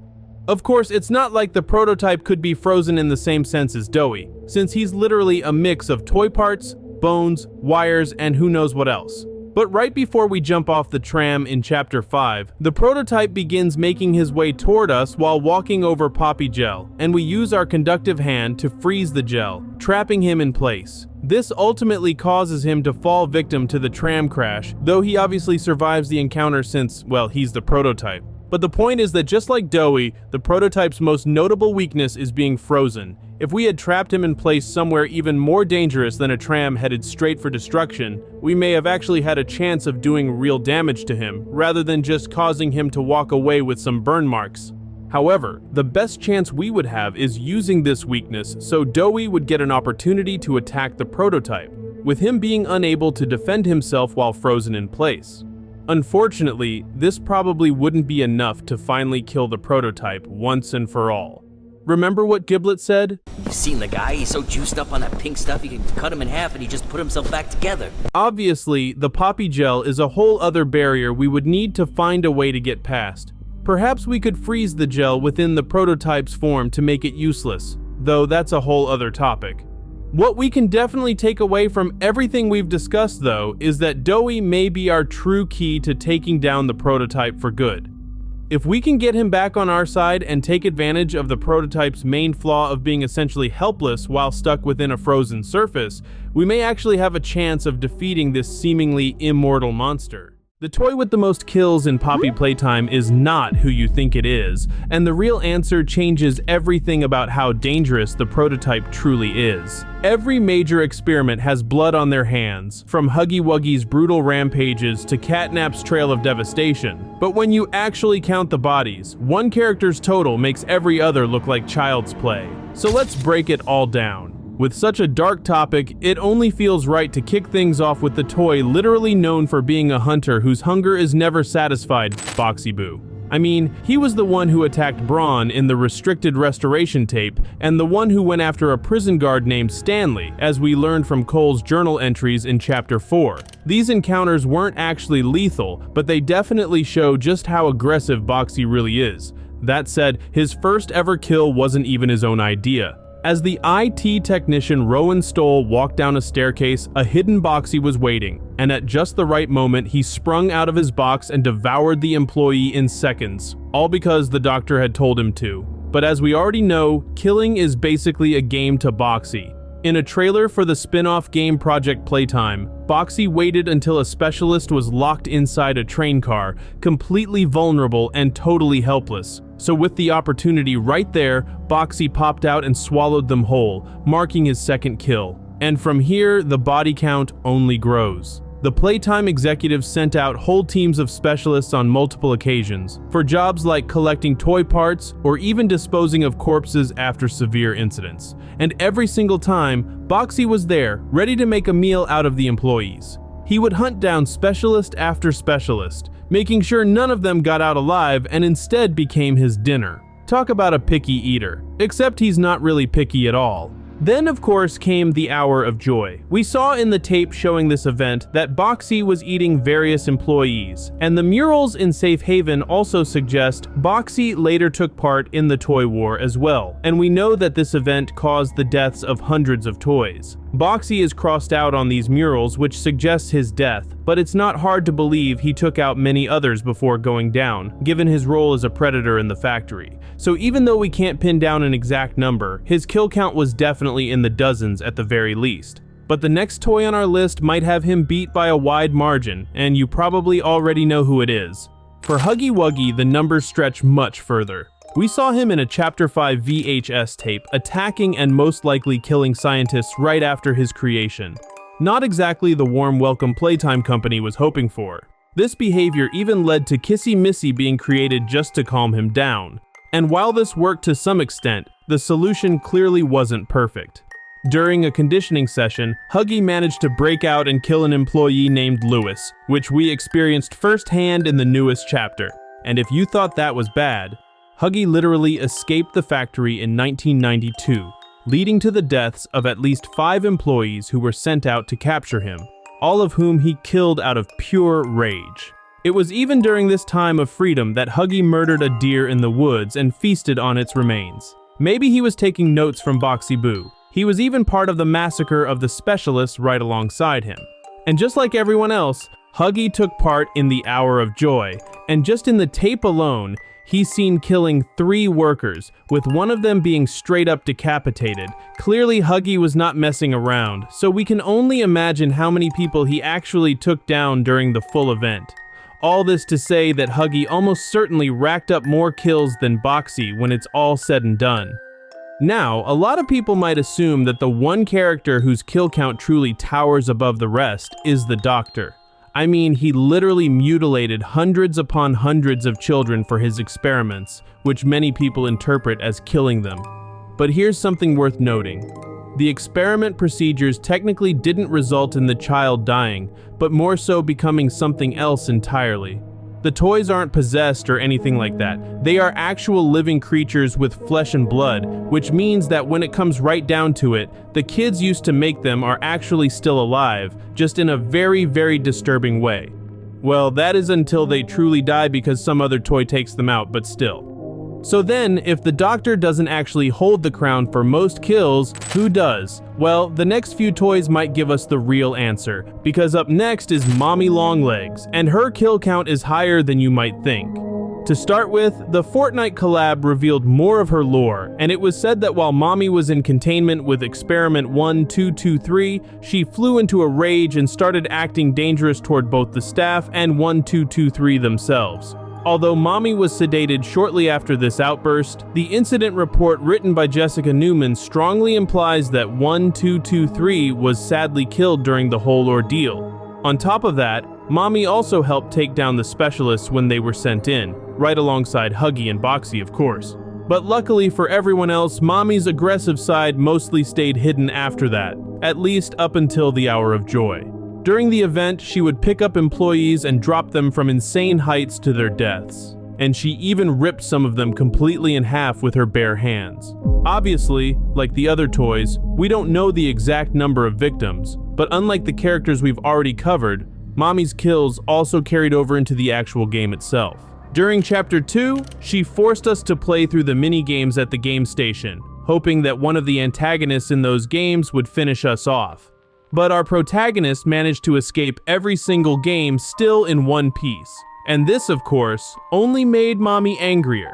So after we walked away from each game, she would kill the ones who had failed to kill us. First it was Bunzo Bunny, then it was all the mini Huggy toys. Rough day at the office for those guys. However, PJ Pugapillar survived, possibly because of the bond he and Mommy had developed, a fact also revealed through Fortnite. Regardless, Mommy has still taken out many people and toys during her time. But the next character seems to have the highest kill count of everyone we've talked about so far. And that character is everyone's favorite feline, Catnap, whose backstory is basically a highlight reel of death and destruction. Under 2 weeks after his procedure, Catnap had an hour of joy of his own and murdered 6 employees, with 8 others being badly injured. When the real hour of joy arrived, he roamed around Playcare killing every staff member in sight, before locking the doors of the school and leaving Miss Delight and the other teachers trapped inside. This led to Miss Delight eating the others just so she wouldn't starve to death, and given everything, Catnap was indirectly responsible for all of it. Meanwhile, he was off building a shrine to worship his god, the Prototype.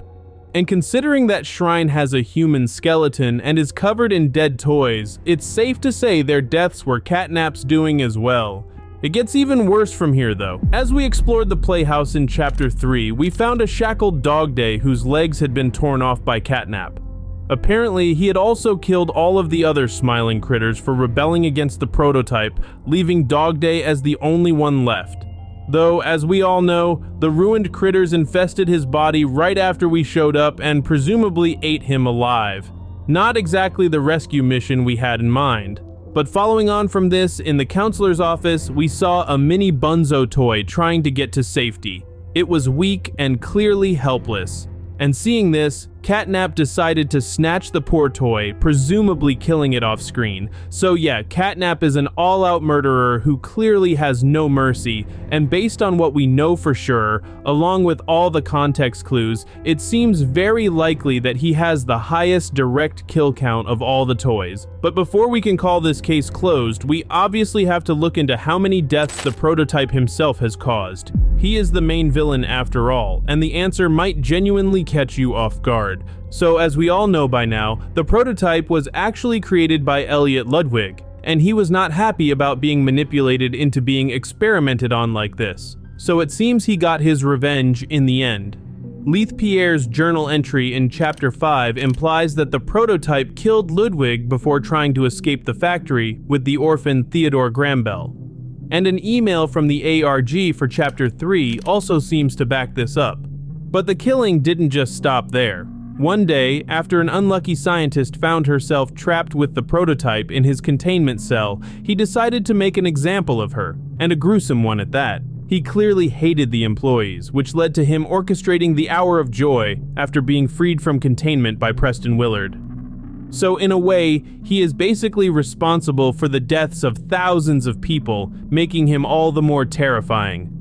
But there's even more death after this, because when Preston and Jessica Newman, who we mentioned earlier, got separated 10 days after surviving the massacre, the Prototype found Jessica wandering the labs searching for her colleague. Of course, the prototype was not going to go easy on her after so many years of torment by the scientists, and so, as he does to all his victims, he stabbed her with his sharp claws, ending her life there and then. Over the following years, the prototype experimented on countless toys until our protagonist returned to the abandoned factory. He allowed us to take out Mommy Longlegs ourselves, but after Catnap was set on fire, the prototype decided to finish him off, stabbing him right through the face. And even worse, he posed as his old identity, Ollie, to trick the player into rigging Safe Haven's generator, blowing the whole place up and killing all of its inhabitants. Yet more casualties that were ultimately his fault. And then in Chapter 5, right as Huggy Wuggy was about to join our side, the prototype stabbed both him and Kissy Missy to death right before our eyes. So here's the bottom line. If we count all the deaths that he was indirectly responsible for as his own kills, then obviously the prototype has the most by a landslide. As for the toy with the most direct kills, that title belongs to the prototype's own loyal follower Catnap. And this tells us something really important. Death is a way of life for the prototype. He finds joy in watching others fall, and considering that we literally have to fight this guy in the next chapter, that is an absolutely terrifying thought, but one that we have no choice but to push through. The Doctor might be the one character capable of destroying the prototype from the inside, and he has every reason to do it. From stolen credit to a ruined body to a secret he never got to uncover, the evidence for this betrayal has been building across multiple chapters. And by the end of this, you might realize the biggest threat to the prototype isn't us at all. Now, most people assume the Doctor and the prototype are a team. Dowie even states in Chapter 4 that the two are working together, but he only said this because he wasn't aware of the true nature of this supposed alliance. The reality is that the Doctor, or Harley Sawyer, was actually being forced to work under the prototype during the events of the game, which he probably hated. The prototype could have killed Sawyer anytime he wanted, but chose to spare him solely for his knowledge because, like it or not, he knew that Sawyer was smart. So, as we heard in a Chapter 4 VHS tape, the prototype forced the Doctor to help him with his projects, presumably the one involving creating the Audimal experiments we see in Chapter 5. This is further backed up by a document in that same chapter, in which the prototype records the creations of his Audimal experiments and states he has to reach infinity. He also mentions infinity being lonely throughout the chapter. Most notably though, he writes that Sawyer is cooperating with the project, which lines up perfectly with what's heard in the VHS tape. But why does any of this matter? Well, it all ties into one of the reasons Sawyer may turn on the prototype in Chapter 6. You see, in the Chapter 4 tape, the Doctor is clearly struggling with ideas to really make the Audimals immortal beings. However, immortality is ironically exactly what Sawyer was always after during his time at Playtime Co. Mortality is the curse of the weak. The fire that incinerates the flesh. I strive to snuff that flame. Sawyer also states in Chapter 4 that he desired and deserved credit for discovering the Golden Path, which other evidence suggests is just another name for immortality. But then, when we consider that one of the game's death screens from the prototype's perspective says to, quote, "follow the Golden Path," it becomes clear that both of these characters were after the same goal, though it was obviously Sawyer who actually managed to uncover it while working under the prototype. And Sawyer would obviously not be happy at all about the prototype stealing what should have been his credit. So if the prototype wasn't around anymore, Sawyer could get exactly what he wanted and claim all the recognition he believes that he deserves. But what if that's not even the biggest reason he wants the prototype gone? What if Sawyer also wants to get rid of the prototype out of pure revenge? And I don't necessarily mean revenge for forcing Sawyer to work for him, but rather something entirely separate. You see, by the time of the game's events, Sawyer is a mere brain in a jar. He can't do much at all, and this is all because he was experimented on against his will, which is ironic considering what he did to all the orphans. But still, Leith Pierre ordered Sawyer's right hand, Dr. Bruno White, to turn him into this because Sawyer was responsible for many problems which plagued the company, with the final straw being the theater incident. So now he could still lend his knowledge to the other scientists, but couldn't physically cause any more issues. However, Leith might have actually gotten it wrong. What if the prototype was the true culprit? Because although we don't know a whole lot about the theater incident, we do know that some of the experiments were able to break loose and kill over 60 visitors at the factory. Now, this does obviously sound a lot like the Hour of Joy, which was absolutely caused by the prototype, but surely the theater incident still could have just come down to Sawyer being irresponsible and accidentally letting some experiments free, right? Well, I don't think so. In the Chapter 4 ARG, various images were found of the incident's aftermath, and they actually feature burnt items. This means that the theater was also set on fire, and it would be really far-fetched to accuse Sawyer of causing this, intentionally or not, since he was solely responsible for making experiments and obviously would not want to cause a whole fire, putting both his career and life at risk. The most likely explanation is that the theater incident was the prototype's test run for the Hour of Joy. Now, we do have to consider that the man who declared Sawyer was responsible was Leith's private investigator, Gerard Lockhart, who obviously would have no reason to be biased against Sawyer since he was just doing his job to get paid. But if the prototype was responsible, he would have had every reason to frame Sawyer. There's a secret inside you, 1006. Valuable beyond all measure. I cut and prod and burn at it. Sawyer had literally been torturing the prototype, so what better way to get back at him than by causing a huge incident and using his known intelligence to plant evidence which would frame Sawyer, while also preparing for the Hour of Joy in the process. It was the perfect plan, and it clearly worked. It's also worth mentioning that Lockhart obviously didn't know about the experiments either. I mean, even Rowan Stoll, the literal head of a Playtime cover department, wasn't given that kind of information. So no matter what, Lockhart never would have guessed that the prototype was actually responsible. All in all, the prototype is the true reason why Sawyer is now trapped in such a restricted form. And for someone like him, getting revenge for that would be completely non-negotiable. And here's where things take an even darker turn. As we heard earlier, Sawyer believed there to be an invaluable secret hidden within the prototype, and would stop at nothing to try and uncover it. This seems to be something different from immortality, separating it from the Golden Path, because if it was the same thing, then surely the prototype himself wouldn't be having to put in so much work to try and discover immortality through the Outimals. But ultimately, there's no proof that Sawyer ever really got to find out the prototype's secret, especially since he was experimented on in 1994, stripping away his power to freely research the experiments however he pleased. So with this in mind, we can assume that upon taking down the prototype, Sawyer would have his lifeless body at his disposal to study as much as he wanted. He could use the robots we ran from in Chapter 4, which he can control, to dissect, burn, and poke the prototype until finally discovering what made him so special. This is what Sawyer lives for after all, science. It was his entire life. He started out at the Young Geniuses program, later studied neuroscience before being hired at Playtime, continued experimenting there, and even kept going after the Hour of Joy. Regardless, Sawyer would ultimately get everything he wanted with the prototype defeated. He'd uncover the secret, claim credit for the Golden Path, and get payback for what the prototype caused him. So I have a feeling that if it's really necessary, he'll be willing to help us out in our goal during the next chapter. Sawyer did actually seem fond of us in some ways back in Chapter 4 as well. But even if Sawyer wants to help us kill the prototype, there's still one huge question left. How exactly will that go down in the game? Well, it seems that the version of him we encounter at the end of the new chapter is essentially a digital clone of him, created using neural mapping.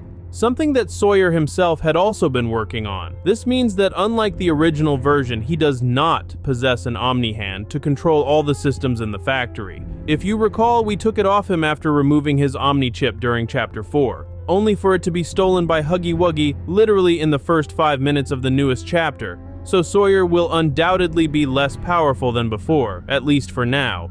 However, we can safely assume Sawyer does still have access to the cameras, having eyes all around the factory. We also heard how Chum Chompkins was told by the prototype to fix the security system. And unknown to him, this very command could actually help us to work against the prototype. Sawyer could look inside any room he wanted at any time through the cameras, helping us to navigate the vast factory by telling us where to go and what to do to avoid threats, also helping us to find any resources that we need. What if using this method he can also help himself though? But without executive access, how could anyone even get through? Laith, Stella, Eddie, only the 4 of us have that kind of clearance. This tape tells us that there originally were 4 Omni hands in the factory. Obviously, one of them is gone as we've already covered, but the other 3 are unaccounted for. Since Leith Pierre and Stella Graber probably died in the hour of joy, their Omni hands could be anywhere. But a new cassette tape revealed that Eddie was out in Japan during the massacre, meaning he probably left his Omni hand in a safe place within the factory. Sawyer could tell us where to go to retrieve it, allowing him to regain control over everything again, and one of our allies having executive access would, no doubt, be a massive advantage in such a dangerous quest. So, given all the evidence, it seems we might actually have a decent chance of defeating the prototype, all thanks to the last person we ever would have expected to team up with. Although, if I'm being honest, I wouldn't trust him not to also betray us following the prototype's death. This is the doctor we're talking about after all. The prototype told Poppy he sent the orphans to a better place, and while almost everyone assumed that meant they were dead, the clues hidden across cassette tapes, official music videos, and Chapter 5's deepest lore point to something far more disturbing. What happened to those children ties directly into the prototype's biggest obsession, and once you see the full picture, his speech to Poppy takes on a whole new meaning. The first possibility is one you probably aren't expecting, because believe it or not, there's actually a real chance the orphans are still alive. So let's work through the evidence step by step, as it's very convincing. Something you may have missed is that in the new music video for Wrong Side Out, a song made by CG5 and Mob Entertainment, one very important scene actually shows the orphans themselves.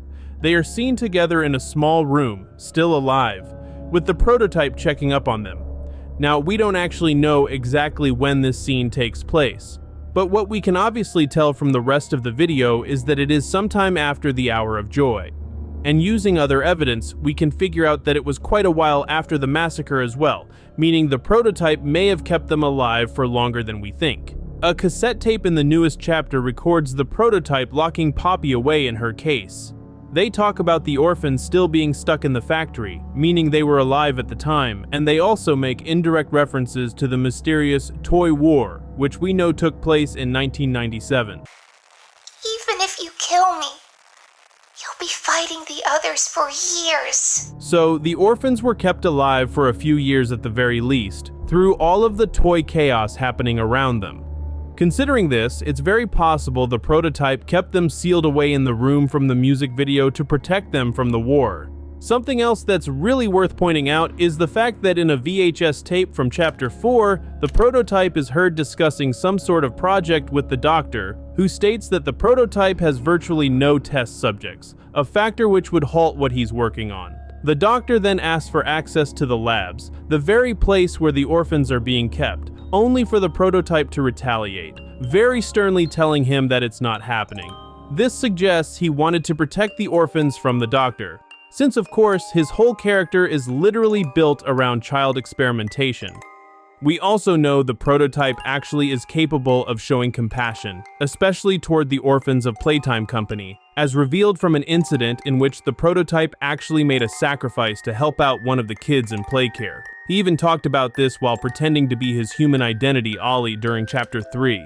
Of course, the prototype would be the type to say all these positive things about himself with none of them being true, but thanks to the Chapter 3 ARG, we actually have the original documents showing he surprisingly wasn't lying. In 1989, he teamed up with the child Theodore Gramble, and the both of them tried to escape the factory, only for the poor kid to get electrocuted from a grab pack. But instead of making a run for it, the prototype chose to hand Theodore over to the staff to save his life, getting himself locked back up in the process.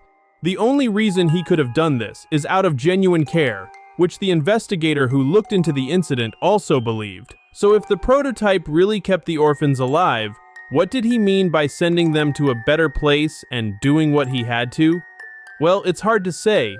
He could have locked them somewhere for safety, or even let them leave the factory, though he claimed that couldn't happen in the aforementioned cassette tape, so this is ultimately unlikely.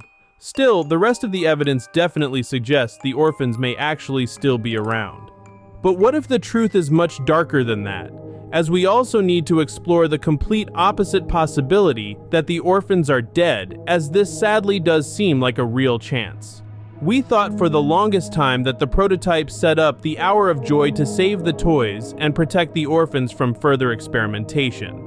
However, this theory was completely shut down in Chapter 5. The prototype shows no remorse for anyone, running his own experiments and hurting other fellow toys. The employee Preston Willard said it best in one of his notes. "I believed the prototype was a victim, a child forced to become something else. The reality is the prototype is a monster, a copycat who's seen the worst in us and wants nothing more than to give it all back." We did mention how the prototype saved Theodore out of pure kindness, which is a fair point. But we have to remember that whole situation was in late 1989, months before the Bigger Bodies initiative started and the prototype began being tortured by the doctor for his twisted research. So I wouldn't be surprised if any compassion the prototype once had is long gone. He even hints at this in his Ollie voice during a trailer for the spin-off game Poppy Playtime. Compassion is the discarded gem of the Forsaken, a relic of innocence left behind like a misfit toy. And what really ties this theory together is the fact that going to a better place is just a very common way of saying that someone has died, which explains why Poppy reacted with such anger when her entire goal from the start was to save the orphans. But here's where things take their darkest turn yet. Because there's one final theory, which is not only the most likely one so far, but perhaps even the most tragic. Because it's not like anything in Poppy Playtime ever ends happily, is it? Now, as we mentioned, the prototype has been running his own experiments since the Hour of Joy, for which he was inspired by the Wrong Side Otimal's toy line, physically turning toys wrong side out.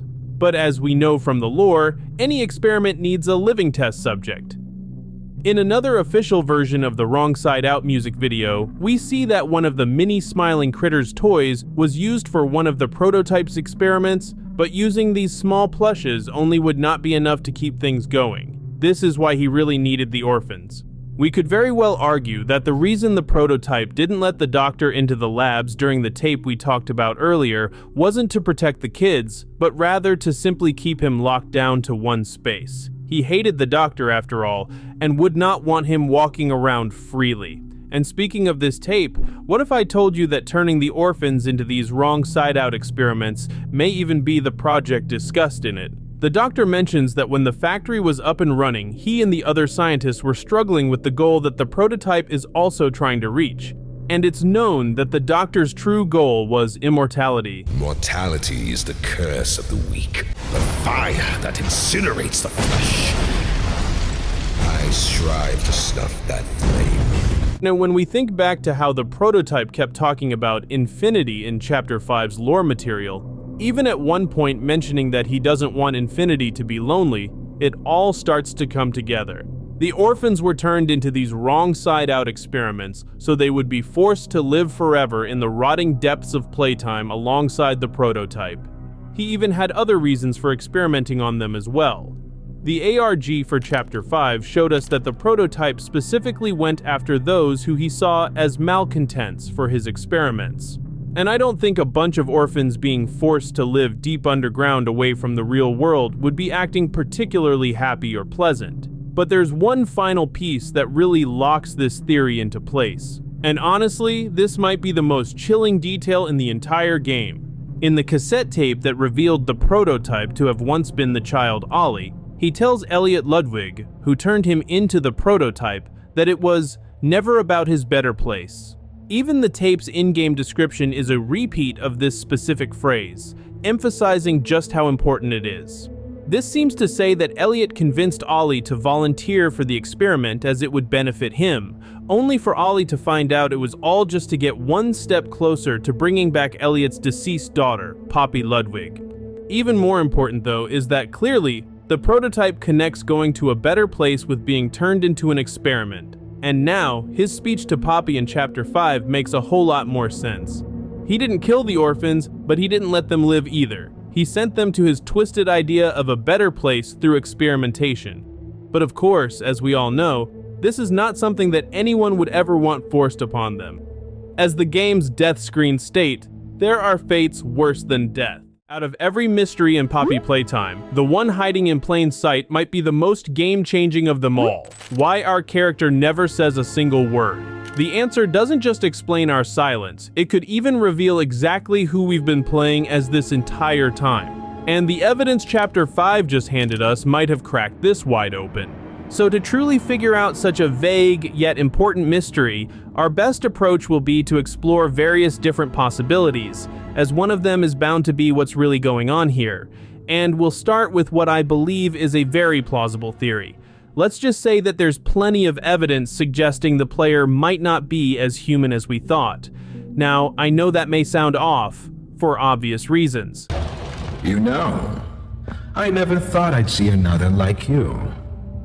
A human. We have to consider, though, that we have two different examples of disturbingly humanoid experiments, Miss Delight and the newcomer, Lily Lovebraids. Our player character could be an experiment like this, and as we'll discuss, their reason for not speaking could completely tie into it. Now, these humanoid experiments are noticeably made from plastic, but there seems to be an interesting trend with Playtime Company, in which they would randomly make a specific experiment every now and then which was way more different or advanced compared to most others. An example of this is Doughy the Doughman. He can essentially teleport through small cracks in the wall and completely reshape his body however he wants. And despite him being created long before the factory's closure, no other experiments have such advanced abilities.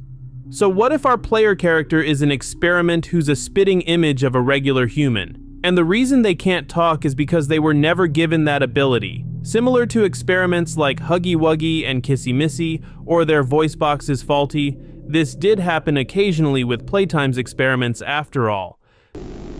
Is his, voice thingy still broken? Now, something that really ties this theory into place is that we know Playtime employees could actually volunteer to be experimented on. This is exactly what happened with pediatrician Thomas Clark, as he wished to be turned into a toy after being diagnosed with terminal cancer. But after the experiment, he lost the ability to speak, something the player also lacks. And if you don't remember, our protagonist literally used to work at the factory, so maybe they asked for the same fate as Thomas, and Playtime used this volunteering as an opportunity to try out a completely accurate human-looking experiment. Our player character may have even asked for this, wishing to appear as a regular human, but needing to be experimented on to save their life from a potential illness. The cost for this, however, was no longer being able to talk. This theory really does explain most things. Why the player can't speak, and how the outside world, as well as characters like the Doctor, didn't recognize them as an experiment. Of course, he was the head scientist and was heavily involved in most experiments, but he didn't even remember us in Chapter 4. So why would he remember the experiment to turn us into a humanoid toy? But here's where things get even more interesting, because despite all of that evidence, I think some other possibilities are even more likely. One idea suggests the opposite of the previous theory. The player may choose not to speak at all, or not exactly choose, but rather is just not able to talk because of their trauma. We must remember that some scientists at the company actually felt horrible about the things they were made to do in the name of science. One example of this is the new character, Chloe Erikins, who wrote various letters that we see in the new chapter back to her family while working at the Playtime Labs. She clearly felt guilty about her actions, and there's no doubt that our player character was the same. And should you come back years later, your conscience finally getting the better of you, may you descend into the dark and the dust. In the nightmare sequence of Chapter 3, we see messages such as "guilt haunts you" and "nowhere is more haunted than the mind." And the reason for this becomes clear as day when we look at an unused synopsis for Chapter 1, which states the player didn't show up for work during the Hour of Joy, only to find military vehicles guarding the whole factory the next day. We can only imagine what was going through their heads for the 10 years following this, whether they were a scientist or just a regular 9-to-5 employee. If they were a scientist, the player obviously had guilt for mutilating orphans and leaving all of their co-workers to die, just for them and them only to survive. Or if they were a normal worker who didn't know about the experiments, they could probably never stop thinking about what on earth happened to their colleagues after the Hour of Joy. And if they subtly knew something shady was going on at the factory, this would only leave them feeling even worse about everything. Declining profits, failed experiments, people are constantly seeing things they shouldn't. This audio clearly shows that confidential experiments eventually began being spotted by lower-level employees. The player may have been one of them, and all of this would definitely be enough to seriously mess with someone's mind and render them unable to speak anymore. Another possibility is even that although our protagonist can physically speak, they just can't really do so during the events of the game. Allow me to explain. Official developer storyboards for previous chapters portray the player character as wearing a thick hazmat suit, almost like the ones worn by resource extraction specialists. And as we see in trailers along with the spin-off game Poppy Playtime, these specialists never spoke a single word. The only issue here, though, is that a VHS tape in Chapter 4 features a group of specialists literally having a conversation with each other, so this doesn't seem all that likely. Now, stick with me here, because this final theory makes the most sense by far, and it changes everything. It explains all the lingering mysteries, such as why all the characters seemingly don't expect replies from the player when being talked to. It reveals the reason for some seemingly random lore in the new chapter, and it simultaneously solves one of the most long-standing theories in the entire series. So, as of now, there only seems to be one instance in the entire game where a character says something to the player which should actually get a response back. Did you kill her? Good. I'll board the train. Now, after asking the question, Poppy implies that we did in fact answer it by continuing the conversation, but we don't hear the protagonist actually say anything, nor is there even an animation showing us nodding our head or something like that. But what if I told you that in the actual story, we did give Poppy a verbal response, but just very quietly? There's very convincing evidence which tells us the reason for this, and better yet, I can even explain why this quiet response was not included in the game itself, because it would spoil our character's identity before its official reveal. I believe we play as none other than Eddie M.N. Ritterman, one of Playtime's main executives who was very much responsible for what the experiments went through. We must consider that our identity mystery surely has to be revealed before the game ends. And since Chapter 6 is probably the finale, that would be the perfect place to do it. And Eddie is the one character who has been present in the game all the way back since Chapter 2, but only got a voice reveal later in Chapter 4. But why would Eddie barely speak during the game's events, and why so quietly? Well, we mentioned that Eddie was literally an executive, meaning the toys obviously knew and hated him. So the reason for it is that he simply needed to hide his voice as much as possible to make sure no experiments would recognize and probably devour him. And as we already went over, the player apparently wears a hazmat suit, which is how the toys wouldn't recognize Eddie by his appearance either. But solving why the player doesn't speak using this evidence means nothing if we have no proof that Eddie actually is the player. And this is where it all comes together, because the new chapter may have just given us every answer we need. There is a cassette tape of a conversation between Eddie and Leith Pierre, dated August 1995. And the park? Renovations are underway. I'll be inspecting the premises next week, 7th to the 12th. Eddie mentions that he is going to be inspecting Playtime's theme park in Tokyo from the 7th to the 12th of August. And that rings some loud alarm bells as the Hour of Joy falls right in between those dates, meaning Eddie was not at the factory during the massacre and ended up surviving it, just like our protagonist. Even if we choose not to take the unused Chapter 1 synopsis as canon proof of our player being in the region right after the Hour of Joy to see the military vehicles, a creepy reverse radio message in Chapter 3 definitively confirms the player simply wasn't at work on the fateful day, regardless. So the way I see it, all the evidence is pointing to our elusive player character being Ritterman himself. And this is exactly why we don't speak, to not expose ourselves to the toys as one of the very people responsible for all their suffering. The prototype has had countless chances to kill us, and every single time he exposed himself as a liar by letting us walk away. That might sound like a plot hole, but the real answer actually reveals his darkest plan yet, one that could completely reshape everything we expect from Chapter 6. And it all starts with something we've been doing for him without even knowing it. Throughout our entire journey, the prototype has been stalking us from the shadows as our protagonist moved through the Playtime Coer's factory. However, he didn't really show himself or play any huge role until the most recent chapter, where he directly confronted the player for the very first time. And if you recall, this wasn't exactly a friendly meeting. So obviously he had his reasons for not killing us in the earlier chapters, and the answers have actually been hiding in plain sight the whole time. Throughout our journey, we've taken down various toys like Mommy Longlegs and Catnap, and seriously injured others like Huggy Wuggy. And what do we see in Chapter 5? The prototype's full design, with the arms of Huggy, Mommy, and even Kissy sticking out of him. Even Catnap's fur has become a part of him now. Suddenly, Mommy's final words back in Chapter 2 make a whole lot more sense. You'll make me part of him! You can't do this to me!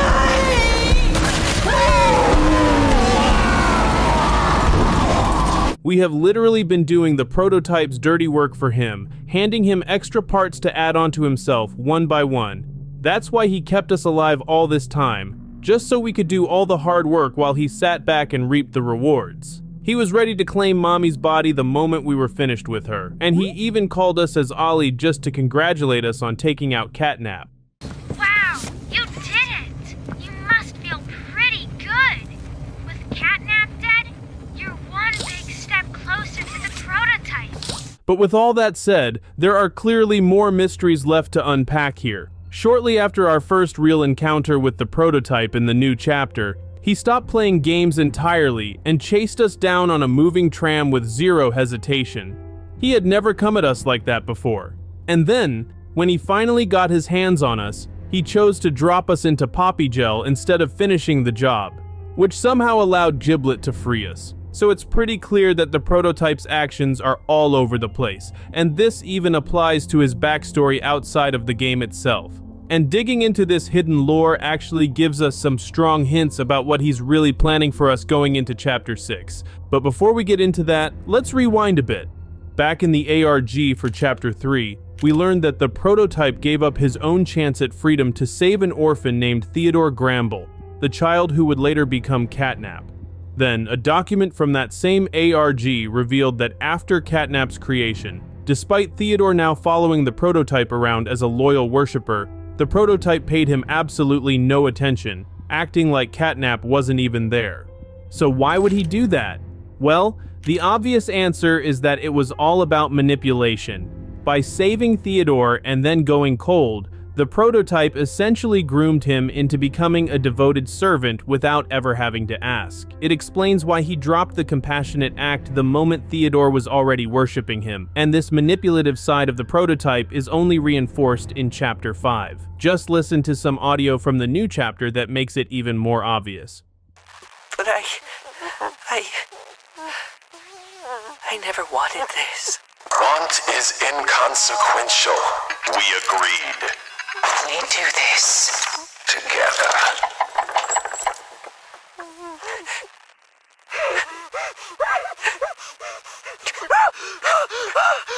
For context, the prototype is basically forcing Giblet to hurt employees here, even though he doesn't want to, because these particular workers were just regular warehouse staff who had no idea the experiments even existed. So what if, without us even realizing it, the prototype has been setting us up for the exact same treatment, because the evidence is actually pretty convincing. As we just established, the prototype saved Theodore purely so the kid would blindly follow him afterward. Now, it is worth pointing out that this whole ordeal was back in 1989, before the Bigger Bodies Initiative, the program aimed to turn orphans into giant toy experiments, was even up and running. That doesn't really change the point though. At the time, the prototype probably just assumed Theodore would worship him as the same human child he always was, rather than in the form of a giant purple cat. Either way, this side of the prototype's personality looks like it's going to play a pretty big role going forward, and it seems to be the key to understanding why he hasn't finished us off even after everything. And this is where things start to get really interesting. So the natural first question is, why did the prototype try to kill us on the tram, but then have a change of heart just minutes later? Well, for the first part, the easy answer would be that we had simply already served our purpose. Enough toys had been taken down, he got to expand himself, so he didn't need us anymore, right? Well, I actually don't think that's it at all. Now keep in mind, we do hear some lines from the prototype that do seem to suggest he wanted us dead.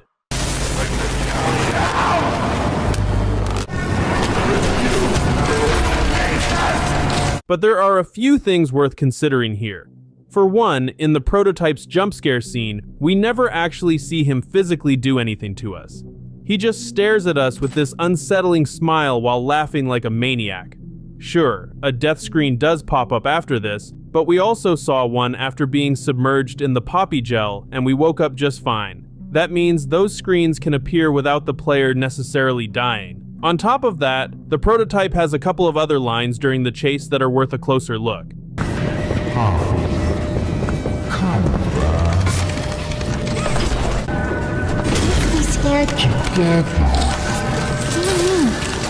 That first line is aimed directly at Poppy, not at us, and the second is just him repeating one of Poppy's own lines from a cassette tape. Let's be scared together. You and me.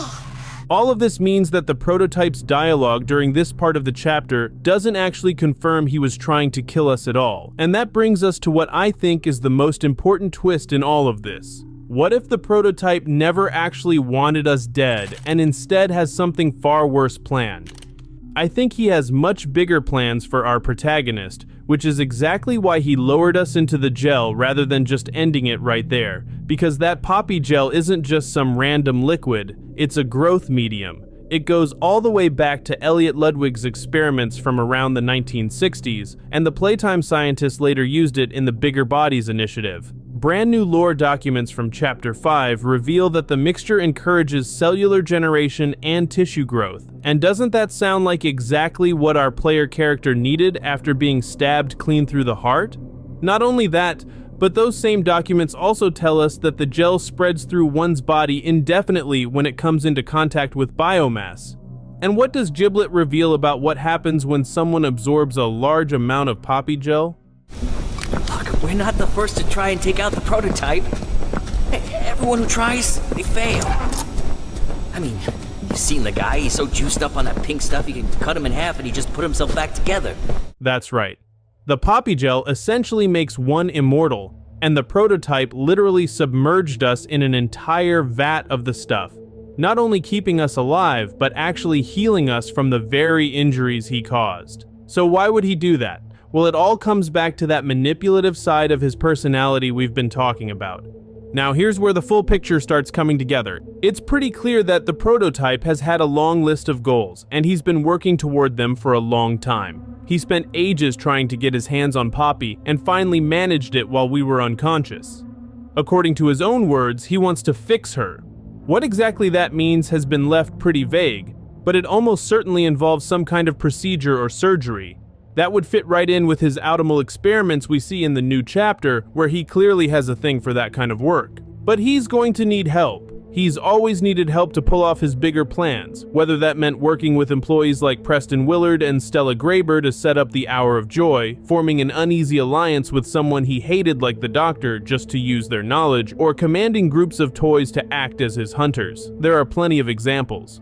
But for whatever the prototype is planning to do with Poppy, I highly doubt he's going to go back to the Doctor for help. He was clearly already struggling to find solutions in a secret Chapter 4 tape. Your suggestions? To produce the results I'm after. And beyond that, the prototype simply can't stand the Doctor anyway. Years of being tortured will do that to someone. So here's what I think is coming, and it might surprise you.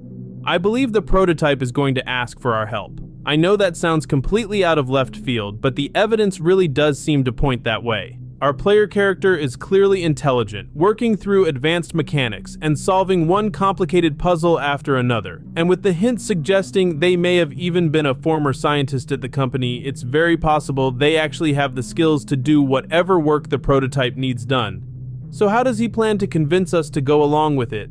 Through manipulation, just like he always does.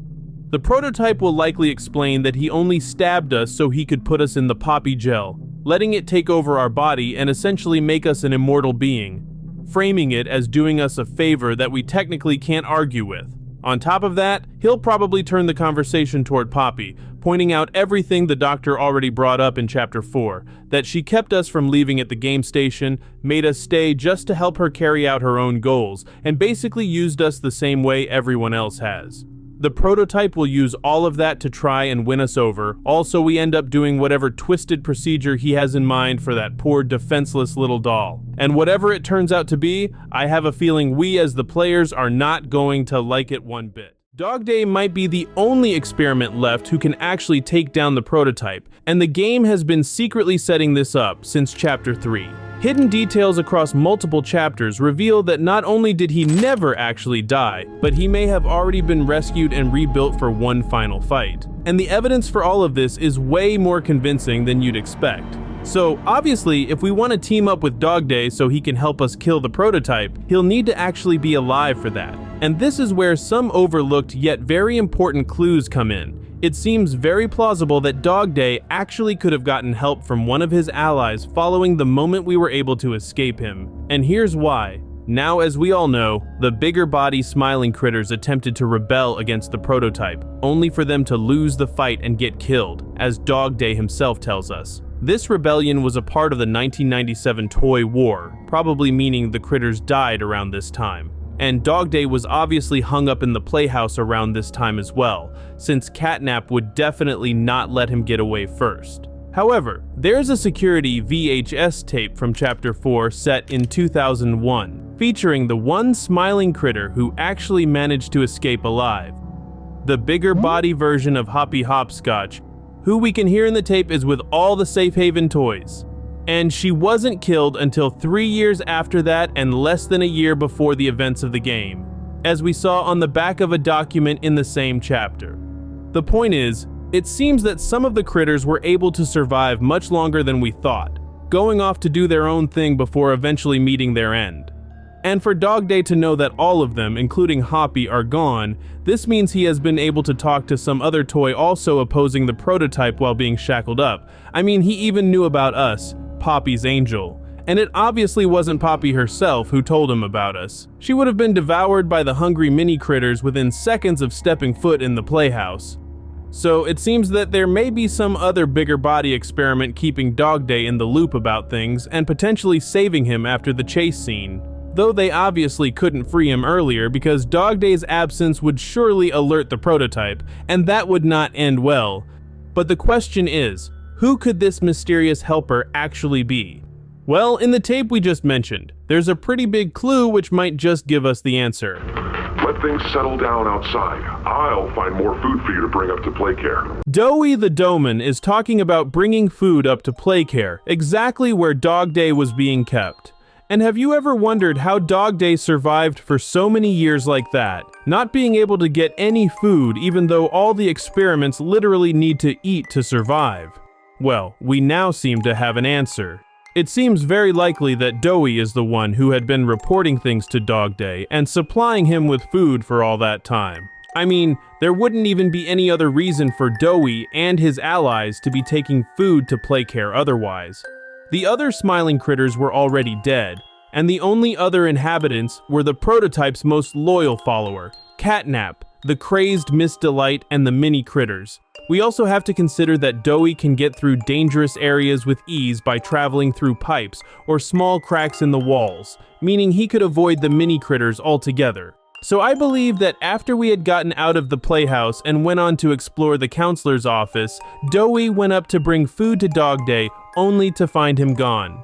He probably discovered him soon after lying on the ground, weak and obviously in pain. By this point, the mini critters had likely already left his body. As Dog Day said, they are always hungry, and they follow Catnap to be fed. Either way, considering our flare gun was able to scare them off, I'm sure a massive dough experiment could probably do the same if needed. It's also worth mentioning that Dog Day wouldn't have died during the encounter either. He is heard gagging during the chase, and his eyes even lighten up. If the mini critters had truly killed him when infesting his body, none of this would have happened. They essentially just used Dog Day as a skin suit rather than anything else, probably leaving his body behind once they found something else to feast on. Seeing this, Doughy could have taken him straight to the safe haven so the on-site medic could treat him, accidentally leading the prototype there in the process, despite Poppy getting the blame. It's him! He's out there! You brought him down? Now, obviously the safe haven residents were all killed when the place was blown up. But here's where it gets really interesting, because there's actually a solid explanation for how Dog Day could have survived. He is nowhere to be seen when we walk through the Haven's infirmary. There are many Dog Day toys, but the one we all know and love is completely absent. In his place is only a cardboard cutout of Dog Day, but this may actually be a sign to secretly tell us that Dog Day was at the infirmary before we arrived. Keep in mind this is the exact same cutout we find right after his chase scene in Chapter 3. It almost feels like a deliberate hint. Plus, there are many rooms in and around Safe Haven that we don't have full access to and can't see entirely, so he could have been in one of those rooms. That would explain why we didn't encounter him during Chapter 4 and how he survived the blast. It does seem that the explosion only really affected the rooms that the player initially had access to, with the other side rooms not being hit as badly. Now, all of this could definitely mean that Dog Day is still alive in the factory, as the only remaining smiling critter. All of his friends are dead because of the prototype and his minions. He was tortured for years on end, and now there's nothing he wants more than revenge. And even though we technically killed the very toy who saved him, Dog Day is clearly reasonable, and I think he'll understand that we had to do what we had to do. So we're going to stumble upon him in Chapter 6, and this time, he's going to actually have legs, returning to the story even stronger than before. The tape we mentioned earlier records Doughy asking the medic for wound cream to give to an injured toy. This, along with the fact that it's literally Playtime Company, the place where hundreds of experiments were done, shows that they would have had many surgical tools at the safe haven. So they may have been able to give Dog Day some new man-made legs built from various materials, kind of like the prototype himself. Obviously, the safe haven medic was a tiny little toy, much smaller than Dog Day, but he could have gotten help from the other toy residents, along with Doughy, of course. This will allow Dog Day to finally join our alliance, helping us to defeat the prototype and possibly even the doctor as well. Of course, when Dog Day first attempted to go against the prototype, even joined by all of his friends, it ended very badly for all of them. But we know that it was actually Catnap who killed them, rather than the prototype himself. And this makes sense considering Catnap's sheer power. But now he's gone, and clearly not coming back, as his fur has literally been added to the prototype's form. So with the cat out of the picture, us and Dog Day finally have a real chance. In his original form, before having his legs literally torn off, he must have been pretty strong, being a bigger body smiling critter and all. But even after being attacked by Catnap, he clearly still had a lot left in him. There aren't many living beings who would be able to live being hung up with no legs for years on end. These factors make him a perfect candidate to help us in such a dangerous battle. Giblet can use his wits, Dog Day can use his strength, and as we have always done, us as the player, we will follow along with what the other characters want us to do. All in all, it seems very probable that Dog Day's inevitable return will really help us out in the next chapter. The toys in Poppy Playtime aren't just sitting around collecting dust, they're actually growing up, and some of them are aging in ways that shouldn't even be possible. A few have mentally matured, others have somehow gotten younger, and one experiment's mind has been so shattered that their aging process broke entirely. The clues have been scattered across every single chapter, and once you see them, you can't unsee them. So it's no secret that the toys in Poppy Playtime all have very different personalities and come from their own unique pasts. Ultimately, all of these characters probably age differently because of this. And to truly figure out how, let's start by looking at the first ever toy we were introduced to, Huggy Wuggy. From the very beginning and all the way up until the newest chapter, Huggy has stopped at nothing to destroy our player character, chasing us through vents, getting back up after falling hundreds of stories, and making his way through the seemingly never-ending Playtime factory. Huggy's drive to take us out has always been at its peak. That is, until Kissy Missy calmed him down, of course, which we will talk about soon. But in terms of his aggression, this all comes from his role as a security guard back when Playtime Company was still up and running. His mission was to protect the factory from any intruders like us, and he did his job well since he was apparently pretty obedient to the staff. Now, this obviously ties back to the fact that Huggy used to be an orphan. Although we still don't know his true identity after all this time, some New Year's artwork by Mob Entertainment shows Huggy's test subject reaching out his arm, which is clearly that of a child. So like kids do, he listened to the adults after his conversion and did what he was told. This pretty clearly suggests he never mentally aged, which is backed up even further by the fact that despite his obedience, he would also misbehave at times. Like when he broke out of containment and killed employee Lewis, as we saw in Huggy's memories from Chapter 5. Or when he completely escaped the factory and just ran off into the outside world. You know, totally normal kid behavior, except about 100 times more terrifying. Children listen to grown-ups, but at the same time, they're not always well-behaved either, and that summarizes Huggy perfectly. Something else worth noting is that in these moments of lashing out, it's safe to assume Huggy was following the orders of Experiment 1006, the prototype. He had a lot of influence over the toys after all, which even led to the Hour of Joy. And this seems to represent the bad influences that children sometimes find themselves caught up in. Now, of course, whether Huggy was right to go against Playtime scientists and even physically attack them is a whole debate about morals and right versus wrong, which this video isn't about. But the point is that all the evidence tells us Huggy is still just an innocent child at heart. But here's where things get a lot deeper than you might expect, because we have to question his relationship with Kissy Missy. Not only was this shown to us in the newest chapter, but it was also shown in the official Sleep Well music video. Well, this actually seems to suggest that despite Huggy having the overall mentality of an orphan, he may have grown up a little bit more in recent years. We don't know for sure if Huggy and Kissy's relationship was romantic at all or entirely platonic. But the fact that Huggy was able to calm down and stop attacking us, no longer acting as an obedient child listening to the adults, all thanks to his female counterpart, does suggest that Huggy has more maturity than we give him credit for. He was done listening to the adults, which almost feels like the rebellious attitude you'd get from someone in their preteen years. And what all of this means is that Huggy did age a little since his creation, though his mind still seems to be that of a child for the most part. When we put it all together, Huggy is probably around 10 or 11 years of age mentally. So all of this raises the question, how does this aging process physically work? Although they were once human, these technically are still toys after all. Well, the important thing to consider is that they do still contain all of the usual human organs and internal systems. We even saw in a VHS tape from Chapter 5 how Huggy's sharp and deadly teeth had to physically grow out after his procedure. So the likelihood is that the toys do go through some form of puberty, though the process is probably a bit slower than for regular people. And I say this because, as we figured out, Huggy is roughly around 10 years old mentally. However, the lore timeline reveals that the bigger body form of Huggy was created in 1990, meaning he would be around 15 during the game's events. It lines up fairly well, but definitely not perfectly. There are also some other clear differences between how the toys and normal humans actually work, so their aging process does exist, it just moves at a different speed. It probably even varies from toy to toy, since Playtime was always changing up their methods and procedures. But remember how we said backstory could also affect the aging process? Well, we're about to see the wildest example of that with the next toy, as the next character to look at is Lily Lovebraids. And her story might just flip everything on its head.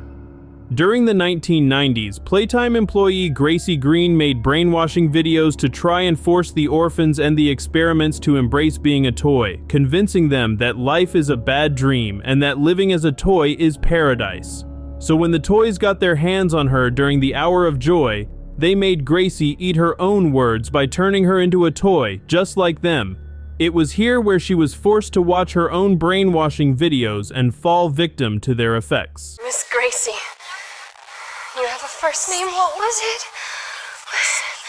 What are we talking about, Miss Gracie? Is this another lesson? She started out as a grown woman and later became a childish toy who spent all her time talking to lifeless mascot figures, believing them to be her friends. I mean, she even treated the deaths of the orphans like a game when Poppy asked about their fates. Whereas anyone with a mentality beyond that of a child, even someone like Gracie, would see that it's not just some laughing matter.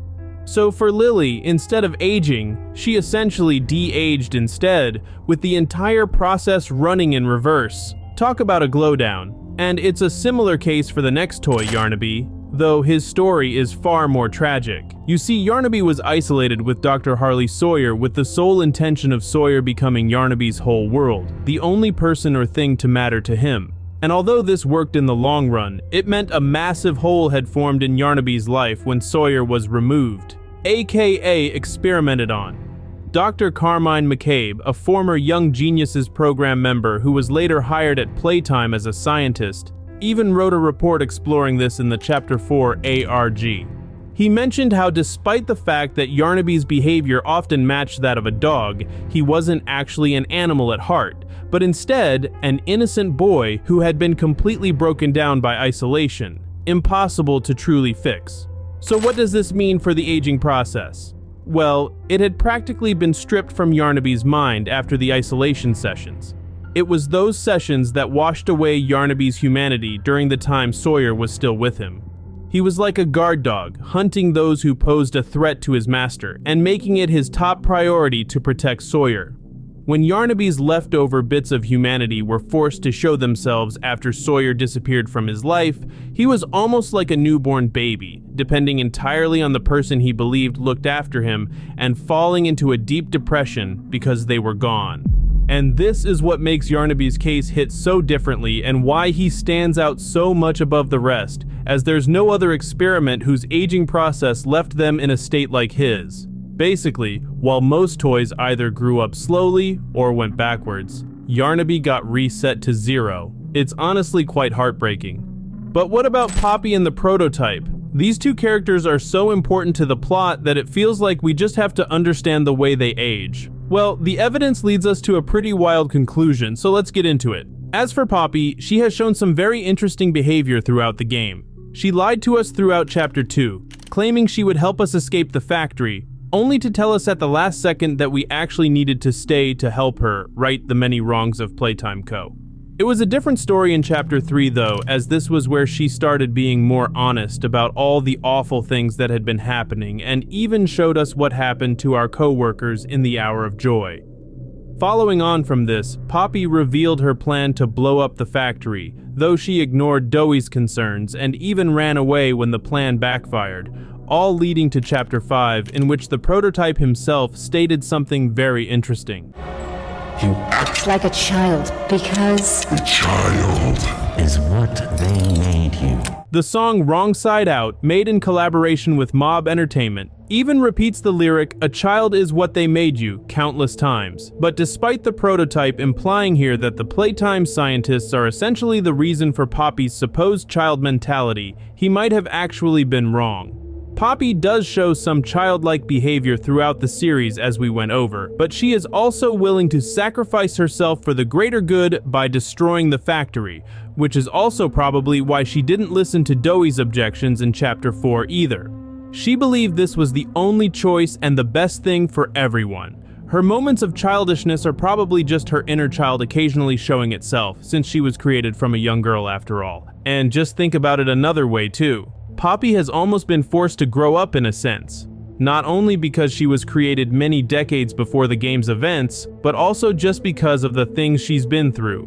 Poppy was put through horrific surgeries, locked in her case for years on end, and it's even implied in Leith Pierre's journal entry that she had to watch her own father, Elliot Ludwig, die at the claws of the prototype. That kind of stuff doesn't leave you as a kid for long. Now, speaking of the prototype, we know he also used to be a kid, specifically one named Oliver, or Ollie. And I believe that he is a special case, essentially having the intelligence and mindset of a grown-up, but still being prone to making childish decisions. One thing we definitely can't deny is that the prototype is intelligent. He built a laser pointer using a digital alarm clock, orchestrated a massacre of thousands, and successfully brought hundreds of toys under his rule. And we definitely can't forget how he gave up his own freedom to save orphan Theodore Grambel's life. Clearly, the prototype does have maturity in him, but then he also knew full well that most employees didn't even know about the experiments, yet made the toys kill each and every worker in the hour of joy regardless. He turned biologist Preston Willard into a toy just out of sarcasm, and, as we mentioned, locked up Poppy because she didn't agree with him. These do not sound like truly mature decisions, right? Well, that's because they're not. Similar to Yarnaby, the prototype's brain is broken beyond repair. He, himself, is broken. And now, all because of Playtime's sins, every survivor has to deal with his wrath as he uses his grown-up side to physically carry out such awful things, while his childlike side tells him it's the right call. The scariest kind of villain is one who genuinely thinks he's doing the right thing. Not every Playtime co-employee died during the hour of joy, and the ones who survived might be carrying secrets that could finally bring down the prototype in Chapter 6. From a corrupt executive who may have snuck back into the factory, to a beloved worker whose identity could solve the game's biggest mystery, the fates of these people are way more twisted than anyone expected, and one of them might already be helping us without us even knowing it. So let's start off with Eddie Ritterman, one of Playtime Company's executives, because he actually isn't as dead as we once assumed. In a Chapter 5 cassette tape, Eddie mentions to Leith Pierre that in the following week he'll be inspecting Playtime's theme park, which is implied to be over in Japan alongside one of their other factories. Now, this is extremely important because the tape is dated August 1995, and the hour of joy fell on the 8th day of that month. That means Eddie wasn't even at the factory during the massacre. So the real question becomes,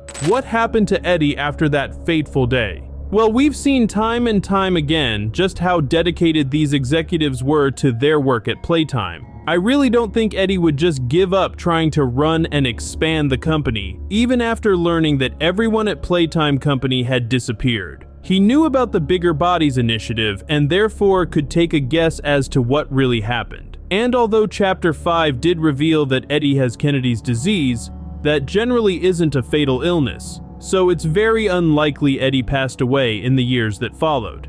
We also know he was born in 1946, putting him in his late 50s during the events of the game. So old age isn't really a factor here either. The man had every reason and every ability to keep going. However, Eddie probably tried to get away from the factory following the hour of joy. I mean, enslaving the experiments, torturing them, conditioning them. It's pretty obvious that the toys would tear Eddie apart if they had the chance. So he would absolutely try to stay as far away from that place as possible, at least for a while, as he may have returned at a later date, which we'll explore soon. But being the only employee to come out of the factory alive, Eddie would have inevitably been interviewed by police. At that point, he may have been let go due to insufficient evidence, or maybe Eddie even admitted to his part in the experiments and ended up in jail. Though honestly, I doubt he'd ever admit to that. Instead, the most likely scenario is that Eddie bribed the police. He would obviously have the funds to do so, being one of the heads of the biggest toy company of all time and all. And Preston Willard even wrote in the orientation notebook about giving the police kickback money, so law enforcement was clearly already in on everything, which honestly makes sense when you consider how many people went missing at Playtime over the years without anyone batting an eye. So with all of this established, Eddie probably went to a whole different country, maybe even Japan, maintaining the other Playtime factory and the theme park in hopes of keeping the brand alive. However, knowing the executives, he probably still wished to keep the experimentation alive even after everything.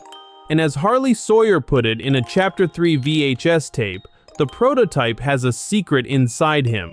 So, out of pure dedication, Eddie may have attempted to return to the abandoned factory, possibly with an armed team who he may have paid to protect him, to try and kill the prototype and discover what makes him so special.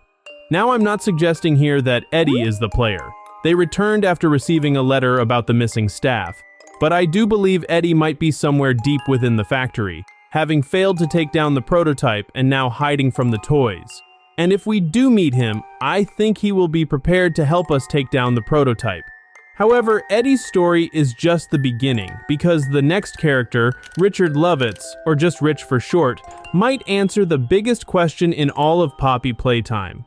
He has appeared in every single chapter so far in some way after all, which really emphasizes how important he is.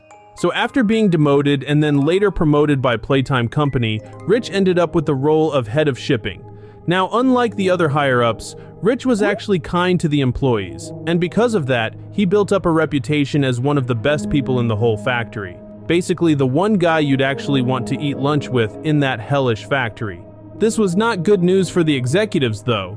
The cassette tape we talked about earlier reveals that Rich was so honest about what the company was really like that the other workers grew even more suspicious and started looking into things more deeply. So as a potential solution, Eddie Ritterman proposed to Leith Pierre an idea of promoting Rich to executive status. That way, he'd become one of them, and ultimately, nobody would admire him anymore. But of course, this idea came less than a week before the Hour of Joy, as we already established from the tape's date. So then, did it ever actually happen? And more importantly, how does it affect Rich's story from here? Well, we heard in the tape that Leith Pierre seemed to go along with Eddie's plan, even though he was a little suspicious of how well it would actually work at first. So we can assume that wanting to get this problem fixed as soon as possible, they approached Rich right after the tape and offered him the promotion, complete with a pay rise, a new car, and even a dedicated parking spot outside the factory. Sounds pretty sweet on paper. But based on Rich's personality, it's really hard to believe he would have accepted this. He had openly talked before about how he was completely against the executives and fought for the sake of the employees. Before refusing the offer, though, it's likely that Rich was actually given knowledge of the Bigger Bodies initiative, which would obviously horrify him. But it was too late for him to join the conspirators whose goal was to free the toys. So what happened then? Well, here's my conclusion. After learning about the experiments, Rich, knowing how cruel the executives were, pretended to go along with it just to protect himself. But being in such shock over what he'd been told, Rich decided to take the next day off work to gather his thoughts and figure out what to do. But what he didn't know was that this was the day of the Hour of Joy. All of his colleagues were being slaughtered while he was sitting at home, completely free from the experiment's wrath.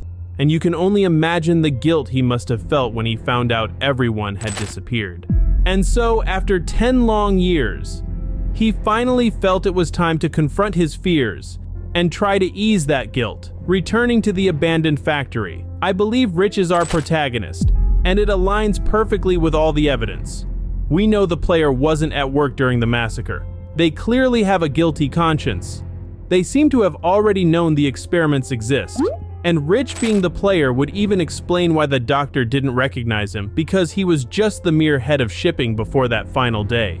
He didn't know the scientists at all. So even after the conflict between Rich and the executives, he may now be forced to work with the one surviving executive in the factory, Eddie, to help defeat the prototype.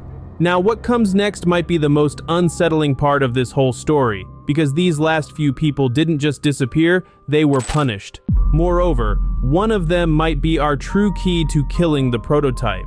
As finally, we have the conspirators, who we learned about from some restricted tapes on Mob Entertainment's YouTube channel during the lead up to Chapter 5. As we saw in one of these videos, the lead conspirator, Preston Willard, did actually survive the Hour of Joy. But after being captured by Chum Chompkins and taken to the prototype, he was turned into an experiment made up of multiple toy parts, not exactly the retirement plan he had in mind. This led a lot of fans to believe we'd see him in Chapter 5, and yet, he's nowhere to be found. So what happened after Preston's experimentation? Well, since he was an employee, a scientist no less, It's reasonable to think the other toys killed him at some point. We saw in another restricted tape that when employee Thomas Clark was turned into a toy, the others attacked him, leaving him on the verge of death. However, that was before the Hour of Joy and before the prototype had full control of the factory. Following the massacre, the prototype gained complete power over the toys and chose to experiment on Preston to keep him alive in toy form. So the likelihood is that he demanded no other toys try to attack Preston. But if he's alive, where is he now? Well, the prototype claimed that he could now be there for Preston, seemingly because Preston was actually kind to the prototype while the factory was up and running. So Preston is probably being kept somewhere that the prototype can visit whenever he wants, kind of like how he imprisoned Poppy, but not in an entirely malicious way, more like a really twisted friendship. One thing we must consider, though, is that despite Preston's kindness to the experiments, he did write in the orientation notebook that the prototype is dangerous and should be destroyed. And I'm sure he would feel the exact same way after all of this. Unknown to Preston, though, he actually may be able to help bring this idea into fruition. If we encounter him as a toy in Chapter 6, Preston could help us out with our goal to defeat the prototype in one way or another, almost acting as another Chum Chompkins, supposedly being on the prototype's side but actually not liking him at all. And Preston's final bit of motivation for wanting the prototype dead may come down to the fate of the final conspirator, Stella Graber. We do know that she had a part in the conspiracy to free the toys, as an email in the Chapter 5 ARG showed Preston asking Stella if she felt the same way, obviously about the experimentation. Now, unlike Preston, we don't have any confirmation on whether Stella actually survived the Hour of Joy. But this is where the ARG comes in once again, because a document discovered from it may actually reveal her true fate. This document is from right after the Hour of Joy, and the writer mentions that there are 3 of them staying together to survive. However, we saw in one of the restricted videos that after the massacre, Preston barricaded himself in a room with Jessica Newman, and it was just the 2 of them. That means this document has to be from a separate group of survivors. And even better, I think it may have been written by Stella herself. Here's why. The document ends with text from a separate writer who found the note after a long time and felt sympathetic to the original writer because they cared about the toys, yet things didn't end well for them. This section of text closes with the phrase, "Sorry things turned out this way, Dr. Willard." But what if instead of this being a message to Preston, it's more like a signature? Preston was turned into a toy and remained in the factory, so he could have eventually found this note from Stella and felt the need to add this message because he ultimately felt bad about what he believed happened to her, which was simply death. If Stella had been missing from the factory for so long, this would be the reasonable assumption for Preston to make. Of course, Preston was a scientist, but he was still nice to the experiments as we mentioned, and even if Stella was kind too, she was still an executive and literally had some of the most authority over the whole project. So, the prototype probably would have been much less merciful toward her, killing Stella straight away the moment he found her alive in the factory. No second chances, no toy transformation, just gone. This and everything else would fuel Preston's desire for the prototype to be put down. He even expressed this hatred in his note from Chapter 5. So with his, Eddie's help, and probably even the doctor's help, we are going to make one last stand against the prototype and hopefully kill him for good. Our player character didn't just work at Playtime Co. They may have literally helped build its most dangerous creation with their own hands. The evidence connecting us to the prototype's origin has been hiding across multiple chapters, and once you see it all pieced together, it changes the entire story. Because if this is true, then every single thing the prototype has done to us might actually be revenge. So the newest chapter finally revealed more about the prototype's past, the reasons for his creation, and also the fact that Elliot Ludwig was essentially responsible for it. So how does our protagonist play a role in all of this? Well, I believe that we helped Ludwig physically build the prototype. I mean, just look at the guy. He's a massive mechanical and organic beast, far too complex to be created by just one person. The experiment's creation was a team effort of which we were directly involved, and to figure out why, we have to explore these characters' pasts. Now, although we don't know much about our player character's life, we do know they worked at Playtime Company and seem to have a history associated with science. During Chapter 4, we can hear sounds from the labs before even entering that area, suggesting the player once worked there. And their nightmares show that they're clearly haunted by guilt. Knowing the atrocities the lab scientists committed at Playtime, it's not hard to see why.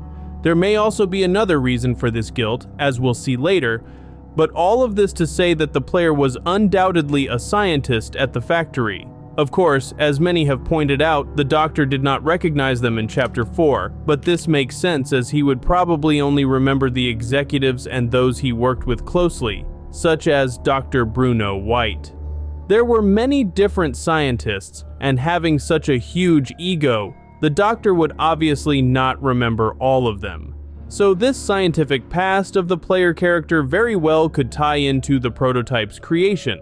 And we'll discuss this further very soon because the evidence is pretty undeniable. For now though, let's go over how the prototype came to be, as this will also tie into the theory. So the prototype was a direct result of the death of Elliot Ludwig's daughter. Out of pure grief, he experimented presumably for years on end to try and find some way to bring her back from the dead. And after 1007 experiments, he achieved his goal. Poppy Ludwig had become Poppy Playtime, the very toy that Elliot's daughter inspired him to create in the first place.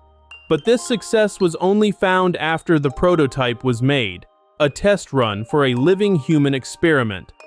Who was this human? None other than the child who was helping us out over a telephone during the game, who we later found out was actually the prototype. He was not mimicking a random voice, he was posing as his old self. Ollie, a kid that Elliot adopted from Playcare, as revealed in a hidden sign in Chapter 3 which labels Ollie's room. This places Poppy and the prototype's creation date sometime around 1976, when Playcare was first opened. So why exactly is this date significant? Well, here's where the timeline starts to reveal something huge.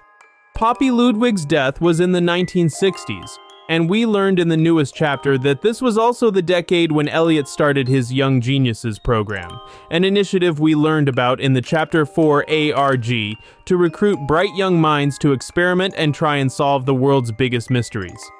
Our protagonist may have actually been in this program, and better yet, it could have been during this time that they, along with Elliot and the other young geniuses, created the prototype, since we can safely assume the program also stretched into the 1970s. Now, this may not sound quite right at first, but allow me to elaborate.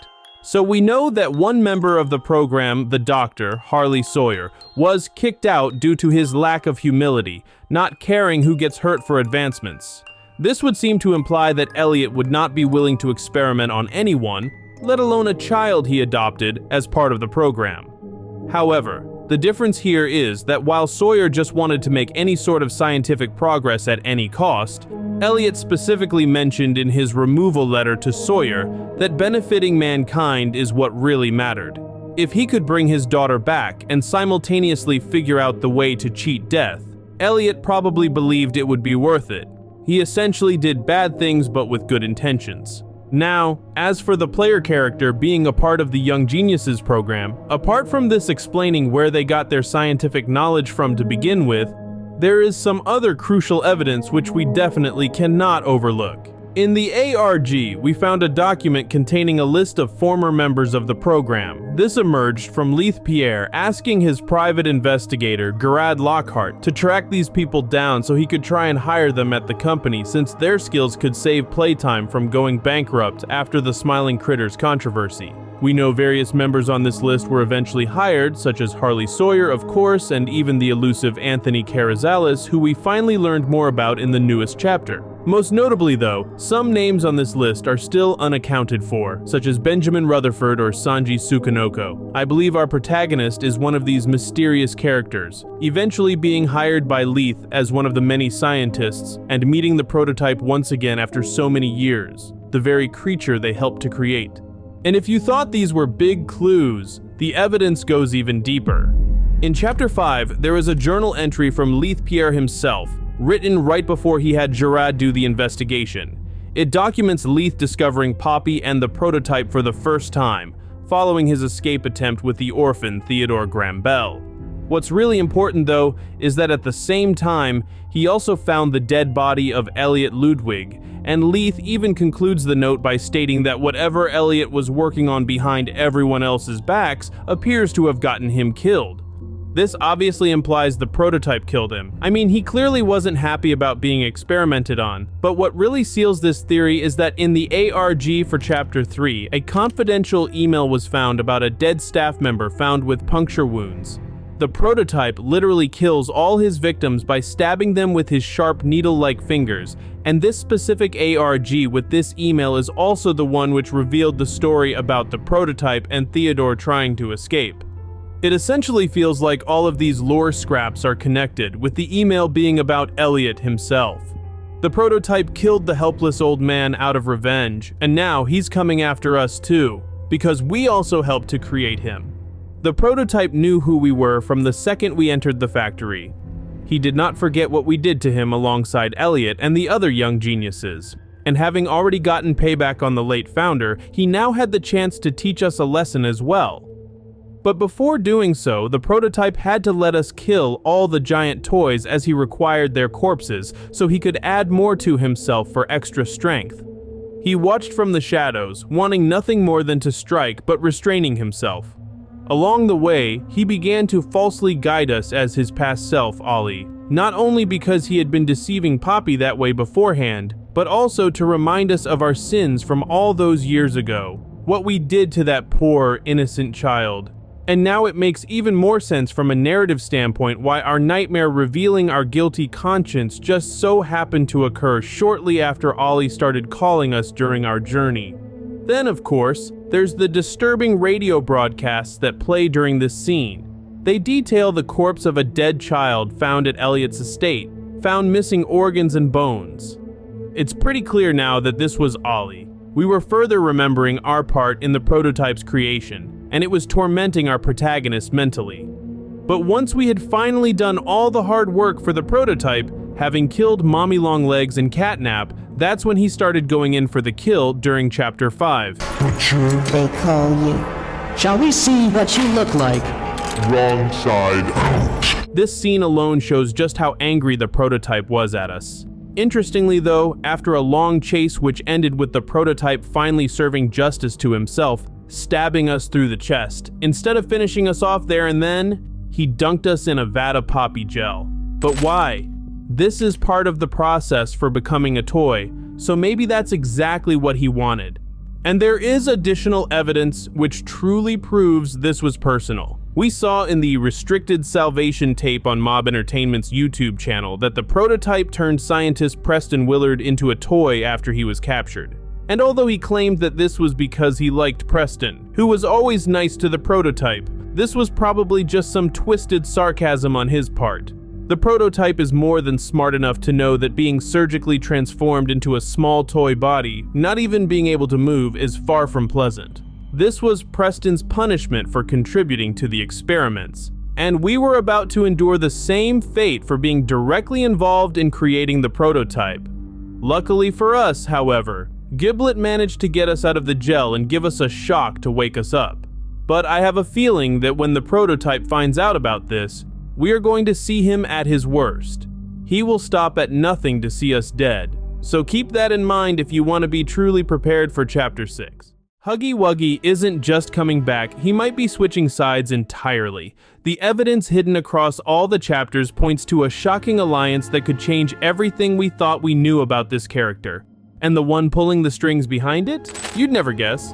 Now, of course, we've technically already had a Huggy return at the end of Chapter 4, but we all know that Huggy is the main mascot of the entire series, so of course Mob Entertainment would want to bring him back. So let's dive into all the evidence pointing to this. Now, remember how Huggy got stabbed before we got on a tram and ended up at another location? Well, it was there that our player character also got stabbed before being dunked into a vat of poppy gel, the stuff that's proven to be used for not only the Bigger Bodies Initiative experiments, but also for reviving organisms. And clearly, the gel did its job, as an electric shock from Giblet was able to bring us back after being submerged in it. There could be a way that Huggy also was able to reach this gel, and submerging himself in it would definitely heal him. just as it did for our protagonist who suffered the exact same fate as him. So, one possibility is that a special ability of his kicked in, giving him the strength he needed to get up and go somewhere else. An email from the Chapter 4 ARG hints that Huggy was created with an ability to restore, possibly after being seriously injured. If so, this could have meant he was able to make it to the Poppy gel container, staying in there until someone would give him an electric shock.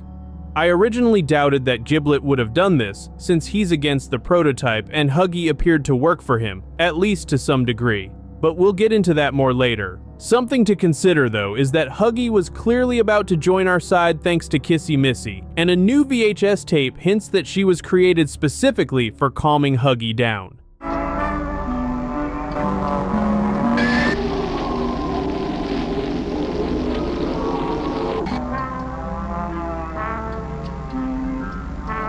So if we happen to come across Huggy in the gel, Giblet may be able to use his electric bat to wake him up, letting him join our side. However, even though this is very possible, I believe there's a more likely scenario that explains everything.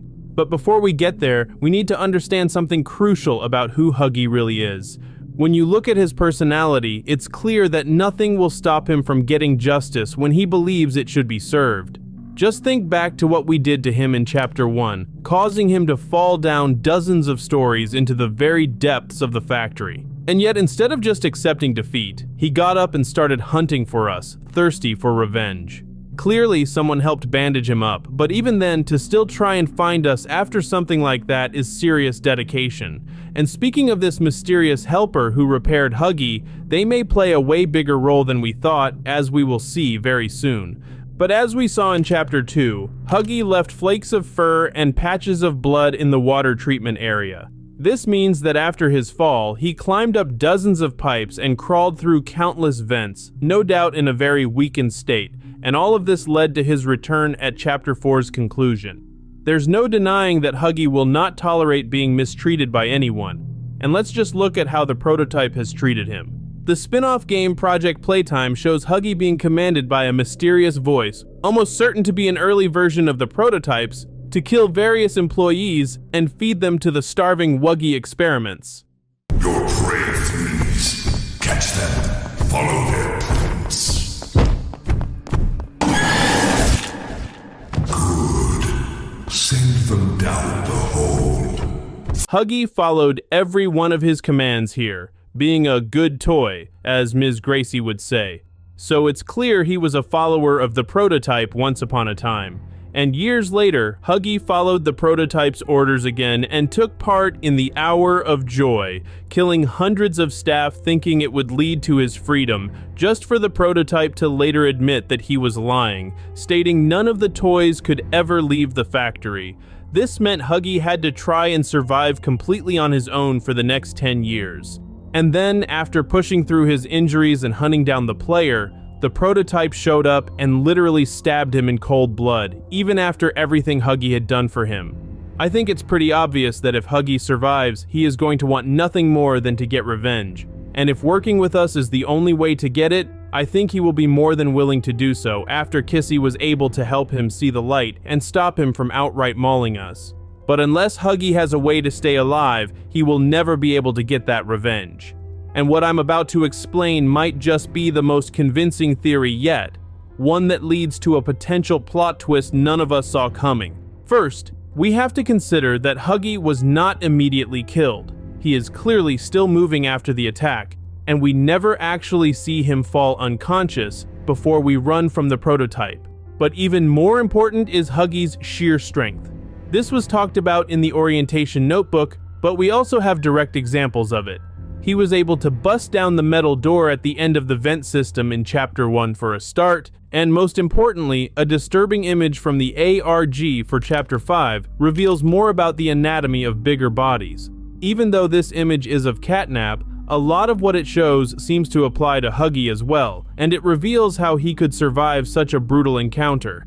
Now we can see how Catnap is filled with loads of different bones to keep him strong, and blurry text describes it as scaffolding made from the label SAE316L, but the rest is too low quality to read. But luckily, documents from a previous ARG for Chapter 3 reveal that the label is in reference to stainless steel. If that doesn't sound sturdy, then I don't know what does. Now, keep in mind these are materials that were used just for Catnap, and Huggy was specifically made with strength in mind for his role as a security guard, so we can only imagine how tough parts of Huggy's anatomy really are. All of this to say that Huggy's durability should have been enough to keep him alive for at least a little while after his ambush, whether he truly has a restoration ability or not. Now here's where things take a turn that nobody expected. I think there's a key character who is going to help him out, just as they did after his fall in Chapter 1, and that is none other than the Doctor. Clearly, he survived Chapter 4 and is still a big part of the story. Well now, this is a rather interesting turn of events. So why and even how would he have repaired Huggy? Well, despite not having a physical body, it's known from a VHS tape in Chapter 4 that the Doctor still had ways of performing surgeries. Maybe that's why the robots we run into in that chapter even exist, so he could use them to carry out physical tasks. Regardless, if we're to believe he fixed up Huggy after Chapter 1 and he's going to do it again for Chapter 6, what would be his reason for this? Well, we know the Doctor has a big ego and was obsessed with getting credit for his elusive golden path. He was very dedicated to and proud of his work, and Huggy was a big step forward in the Bigger Bodies initiative. Experiment 1170, Huggy Wuggy, remains the optimal outcome due to his sufficient intelligence paired with maximum obedience. Even just listen to how proud the Doctor sounded when talking about Huggy fulfilling his role in the first Story So Far video on Mob Entertainment's YouTube channel. Our intruder stirred one of the factory's security measures, and he performed exactly as he was designed. So this is why I believe he fixed up Huggy after the events of Chapter 1. And I think he's going to be willing to repair the experiment he's so proud of once again in time for Chapter 6. Because clearly he does not like the prototype. After years of torturing the prototype for his research, the tables finally turned for the Doctor after the Hour of Joy, as he was now basically being forced to serve the one that he used to have all the power over. And this is the Doctor we're talking about. He would hate anyone who got in his way or tried to control him. We saw how angry he was at Leith Pierre after he made the order for the Doctor to be turned into a mere brain stored in a jar. And if the Doctor knows that Huggy, with his wits and intelligence, can help our protagonist take down the prototype, then I think it's very likely he would want to make that happen. This could secretly be the Doctor's ultimate move, the one play that finally puts him back in control, and also the one to give Huggy a redemption arc that back when the game first came out, we never could have seen coming. So, what do you think about all of this? The prototype didn't throw us into that gel to kill us, and what he actually wanted might be far more disturbing than anything we've seen so far. There's a hidden connection between a character we thought we could trust, the prototype's true plans for our body, and a secret deal that explains every strange detail of this scene. Once you see the full picture, Chapter 6 becomes a whole lot more terrifying. So let's clarify what this mysterious mixture we were submerged in even is. It appears throughout the entirety of Chapter 5 and is a preservative mixture made from poppy flowers. We heard about it from a document back in Chapter 2, which talked about it being used in a revival attempt for a dead rat. 1 week after being submerged in the gel, the rat was shocked with electricity to try and bring it back to life, though this experiment was a failure. But as we see in notes from the new chapter, this poppy gel was apparently a crucial element to Elliot Ludwig's experiments, which is why the Playtime company. Scientists needed to recreate it decades later for the Bigger Bodies initiative. This is because poppy flowers hold life-altering properties, according to the report for the rat experiment. So for us to literally be dropped into a container of the stuff, it means that the prototype may have actually had different intentions with our protagonist than we ever expected. Of course, he may have just been trying to drown us, but that seems like a very underwhelming story point. Plus, wouldn't it make more sense to just throw us into a pool of water? So clearly, there's something more going on here. And here's where things get really interesting. But did you notice something strange during this scene? Should you come back years later, your conscience finally getting the better of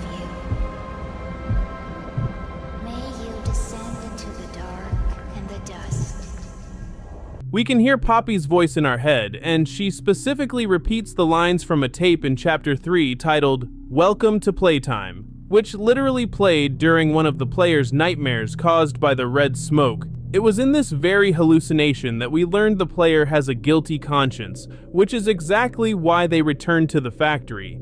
So to be hearing this tape dialogue while being submerged in the gel, it implies that the player feels they are getting exactly what they deserve. And this means that even though the prototype dunked us in the gel, which was literally created to bring back the dead, he didn't necessarily have good intentions while doing so.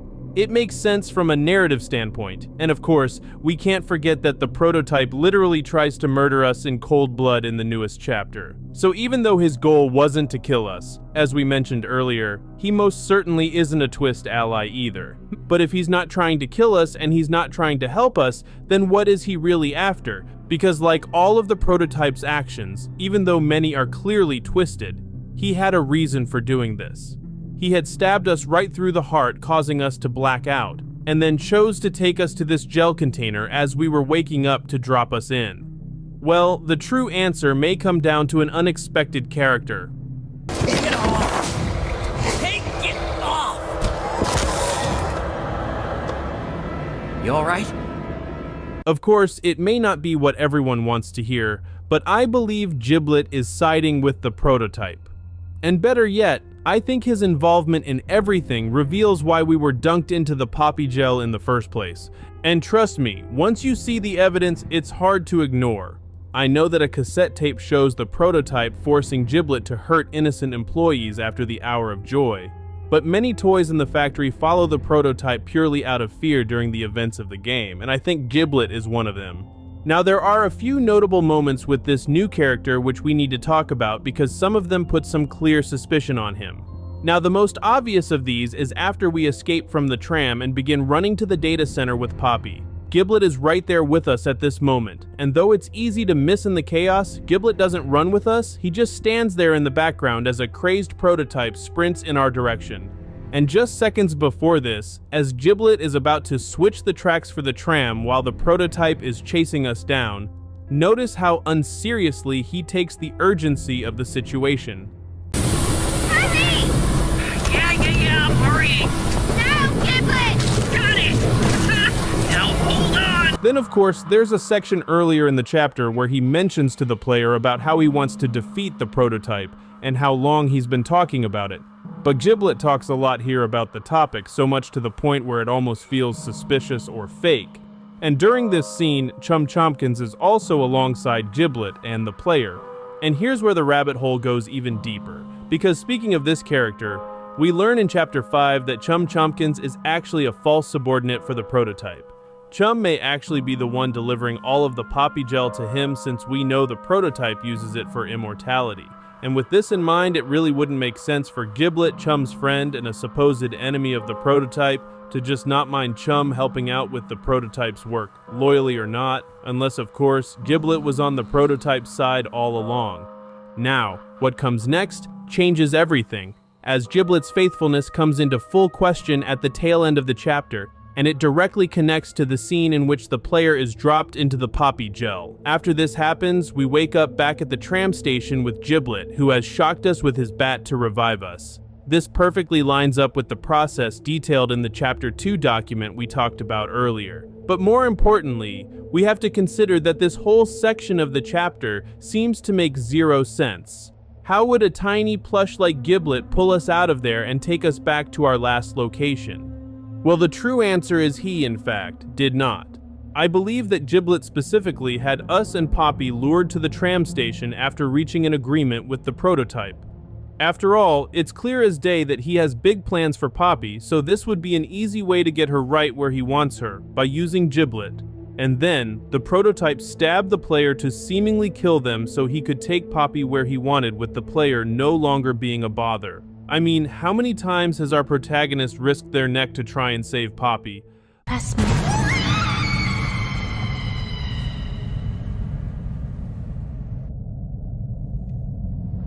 But after attacking us, the prototype had a change of heart, deciding to preserve us in the Poppy gel for the time being just to keep us alive, going against his original plans. And why is this? Because he realized that he can use us for flesh and bones, but obviously not after we're dead.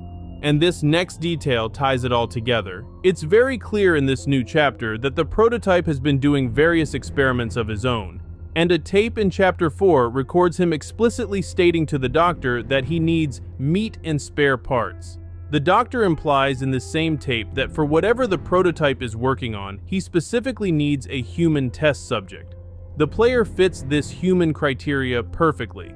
So ultimately, the prototype plans to dissect us alive in Chapter 6. After making sure we survived, he took us back to the tram station and had Giblet give us a shock to wake us up. And in the player's eyes, they were just thankful to be alive, not even questioning how Giblet supposedly got them out of the gel container and brought them somewhere else.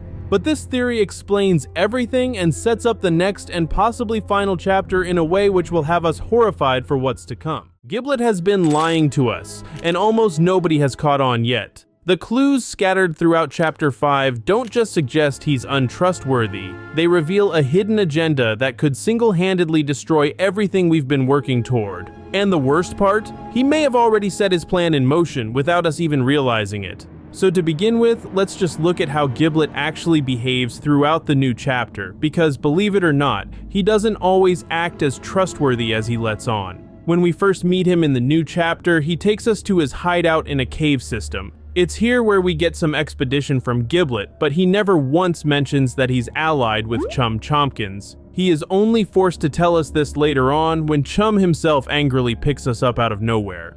But you'd expect that since he wanted to team up with us, he would surely tell us about Chum so that we're prepared for his arrival. The fact that he doesn't already tells us that Giblet is hiding more than it may seem. However, the mystery actually goes a lot deeper than that.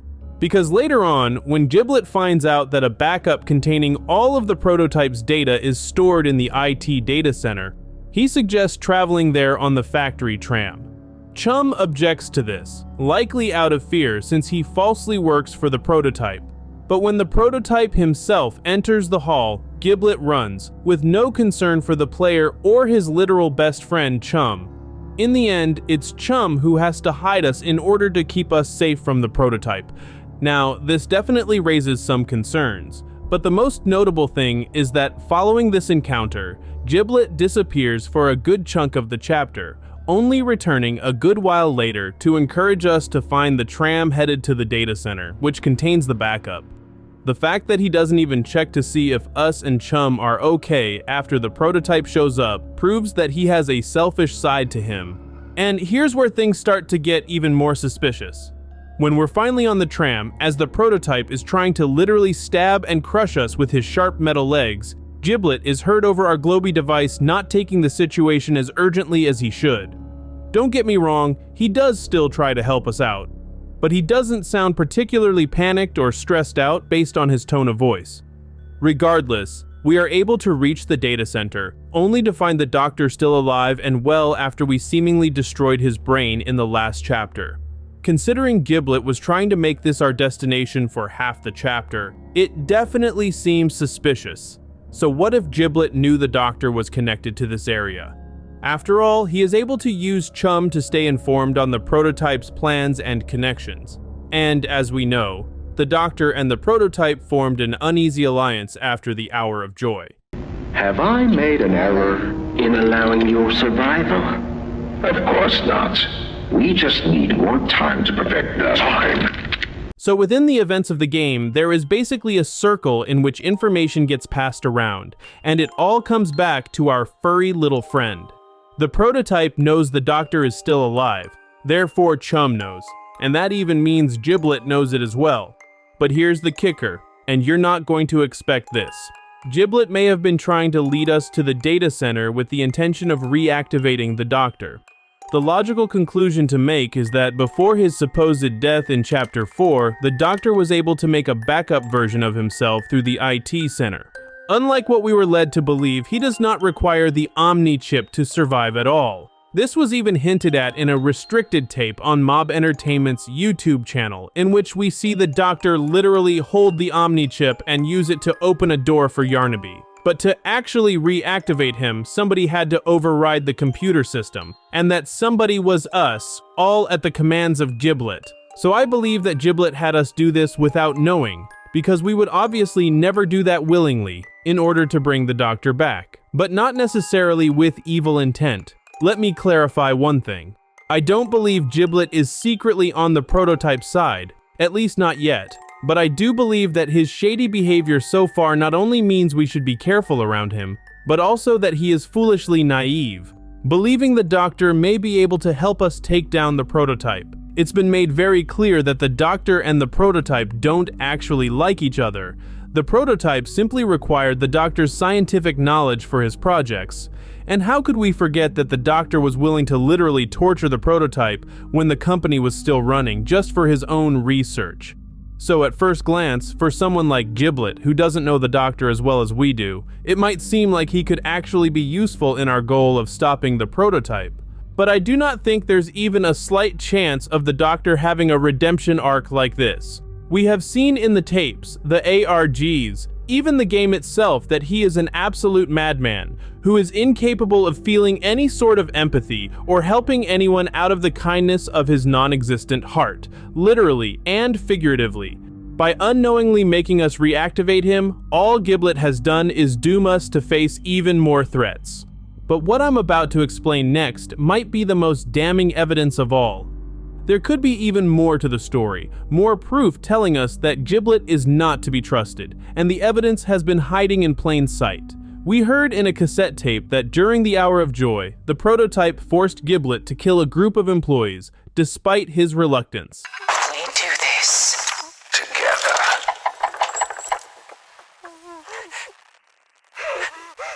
And after Chapter 5, I think we all know what happens to those who defy the prototype. They are turned wrong side out, and looking at Giblet, it seems he may have been put through very similar treatment. So surely this would mean that in Chapter 6 we can trust him even more to continue helping us in our quest to take down the prototype, right? Well, I unfortunately don't think so. Think back to Chapter 5's description on Steam and Epic Games. It states, "In this chilling new layer of the Playtime facility, you will encounter the tortured denizens living in the darkness. They may aid you in your quest to defeat the prototype, but can they be trusted?"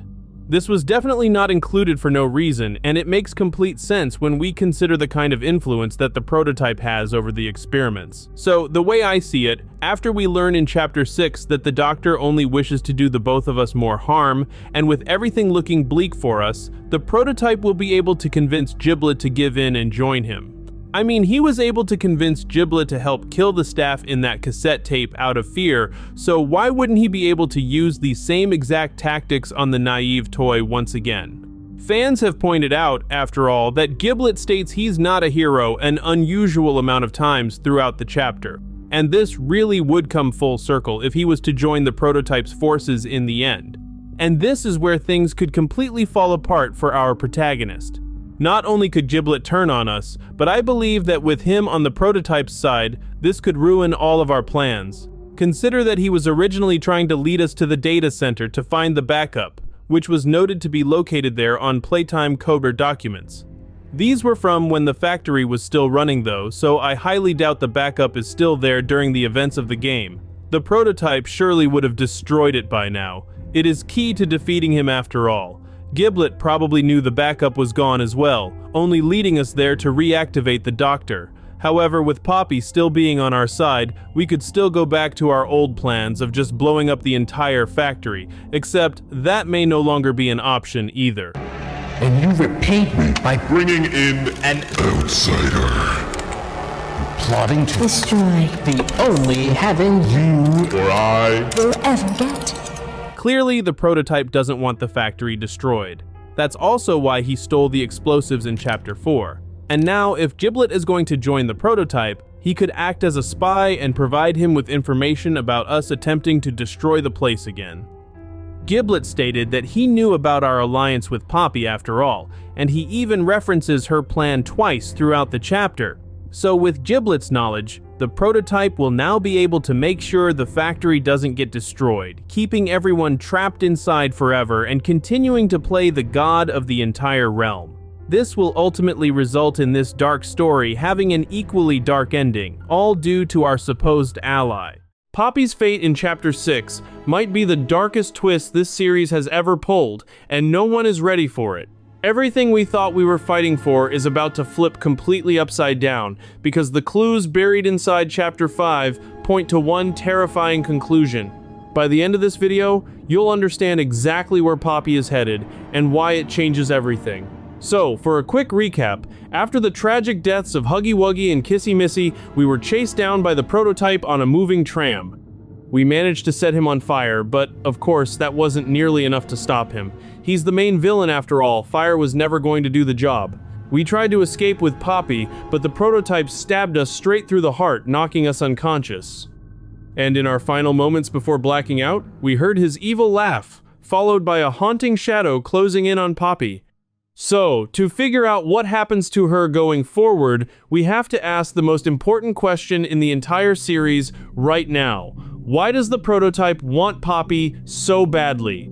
This connection has been teased for a long time, kept purposely mysterious by Mob Entertainment. It's always been about you and Poppy. What we are. That's not a truth that can be burnt away. But Chapter 5 may have finally handed us all the answers through its cassettes, notes, and hidden secrets. And before we even get into those, there's one specific scene we need to talk about, one that connects directly to Poppy and changes how we understand everything that follows. It's the moment where the prototype drops someone into the Poppy gel. Most people assume that was us, the player. But when you look more closely, it becomes clear that we were actually seeing through Poppy's eyes in that moment. Here's why that matters. Our character fell unconscious after being stabbed, right as the prototype finally got his hands on Poppy. Later, we wake up next to Giblet, a tiny little plush, who used his electric bat to bring us back. But think about that for a second. How would Giblet have pulled us out of a massive gel container and dragged us all the way back to the tram station? He simply couldn't have. What actually happened is that the prototype took Poppy and put her into the gel himself. And that gel is way more important than it might seem, because what this gel actually does might just explain the prototype's entire plan. All the way back in Chapter 2, a note described Poppy gel being used in an attempt to bring a dead rat back to life. The test failed, but the writer, Elliot Ludwig, still believed it could work. And it turns out he was right, because new documents in Chapter 5 confirm that this mixture was a core part of Ludwig's experiments. It was later figured out and recreated by Harley Sawyer's science team in the 1990s, which explains why we see it scattered all throughout the laboratories. So, when the prototype chose to put Poppy in that gel, it wasn't random. It strongly suggests that he wants to make her live forever, something Giblet seemed to hint at when he implied that enough of the gel could lead to immortality. Look, we're not the first to try and take out the prototype. Everyone who tries, they fail. I mean, you've seen the guy, he's so juiced up on that pink stuff you can cut him in half and he just put himself back together. And this idea of the prototype wanting to make Poppy immortal is backed up even further by an official song called Wrong Side Out by CG5, made in direct collaboration with Mob Entertainment. Because the song was created before Chapter 5 came out, Mob had to share the chapter's lore with CG5 early, which means the lyrics are basically canon. And one line in particular says it all. The narrator tells Poppy that once he fixes her, she'll never die. The rest of the lyrics make it clear the song is written from the prototype's point of view, and that he's speaking directly to her. The chapter itself lines up perfectly with this too. Don't be afraid. I can fix you. Poppy? I Can make you better. So, there's no question, the prototype's goal is to make Poppy immune to death. As for the moment where he cracked her face open, that was likely an accident born out of rage, because when you look at his expression right after, he almost seems caught off guard by what he did. And knowing what we know now, there's no real reason he'd want to physically hurt her like that. But understanding why he even wants her immortal in the first place, that's where this whole story starts to fall into place. And it connects to what might happen with her all the way into Chapter 6. So let's get into a key detail that changes everything. It was hinted at in a VHS tape on Mob's YouTube channel that Poppy is Experiment 1007, and Chapter 5 finally confirmed it. That places her just one experiment ahead of the prototype, and that's not a coincidence, as we're about to find out when we look at the true connection between them, which this newest chapter finally makes clear. The story really begins back in Chapter 2, with a tape about a tragic death in Elliot Ludwig's family during the 1960s. A lot of fans guessed it was about a daughter he may have had, and that was later backed up by canon documents found through a collaboration with Fortnite, of all things. Those documents revealed that Elliot adopted a child named Poppy, born in 1949, who inspired him to create the Poppy Playtime toy. She passed away shortly after turning 11 years old. Completely heartbroken, Elliot did everything he could to bring her back, including launching an entire experimental program he called the Young Geniuses program. Most of what we know about that program came from the Chapter 4 ARG, but a new note in Chapter 5 confirms it took place during the 1960s, right around the time Poppy died. And then a new cassette tape in Chapter 5 drops the biggest reveal of all. No, Ollie. It was never about me. Never about my better place. It was for her. I'm a test run at the prototype. This audio confirms that the prototype was actually created from Ollie, the child persona he used to trick us throughout Chapters 3 and 4. For the longest time, we all assumed he was just pretending to be some random kid to manipulate us, but it turns out he was simply posing as his own human identity. He did it to draw Poppy closer to him, and clearly, it worked. The tape also tells us that the prototype was made as a literal prototype, a test to see if Elliot and his young geniuses could figure out how to bring Poppy back from the dead. And they succeeded, because she became the very next experiment right after him. This also explains why he says in Chapter 4 that it's always been about the two of them. This is the piece that ties everything together, and what comes next is even darker than you'd expect. Despite his early anger at being turned into the prototype just for someone else's sake, it's clear he does genuinely care about Poppy. We saw a real glimpse of that in the tape simply titled Ollie from Chapter 4. I'm here, Poppy. For you, I'll always be here. But now, that care has twisted into something much darker. The prototype is doing everything in his power to force Poppy onto his side, first by locking her away to try and change her mind, and now by making her immortal through the gel. The next step is almost certainly to bring her fully under his control. There's nowhere left for her to go. No backup plan, no escape route. It truly is the end of the line for Poppy, unless she gives in and joins him. Hidden text from a recent ARG video even describes Poppy and the prototype as two of a kind, which says everything. And with the Doctor having survived and Kissy Missy now gone, the only ally we have left is Giblet, who will be fighting alongside us against the prototype, his minions, and his new companion, Poppy herself. And that right there completely flips the entire game on its head. Throughout the whole series, the player has blindly followed Poppy's every command. But now that she's no longer on our side, we're going to have to start thinking for ourselves.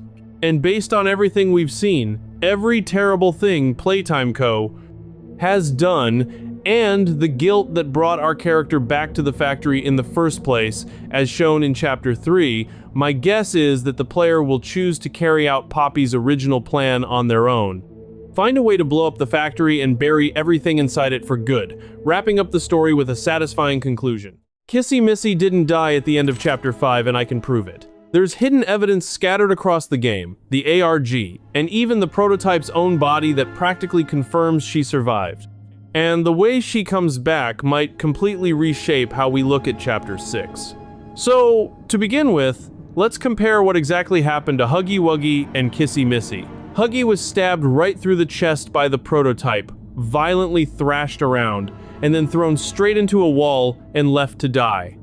In retaliation, Kissy tried to attack the prototype, but she got hit hard across the head, knocked to the ground, and then the prototype delivered his final blow.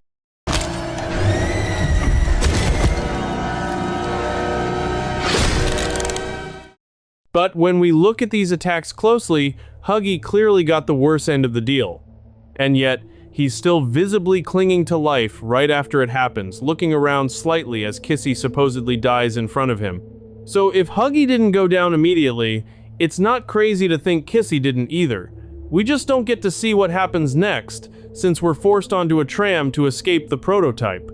And it makes sense, we didn't run into Kissy before the chapter ended. She was badly hurt and probably couldn't get very far on her own. On top of that, Kissy's deep care for the people around her would push her to keep fighting.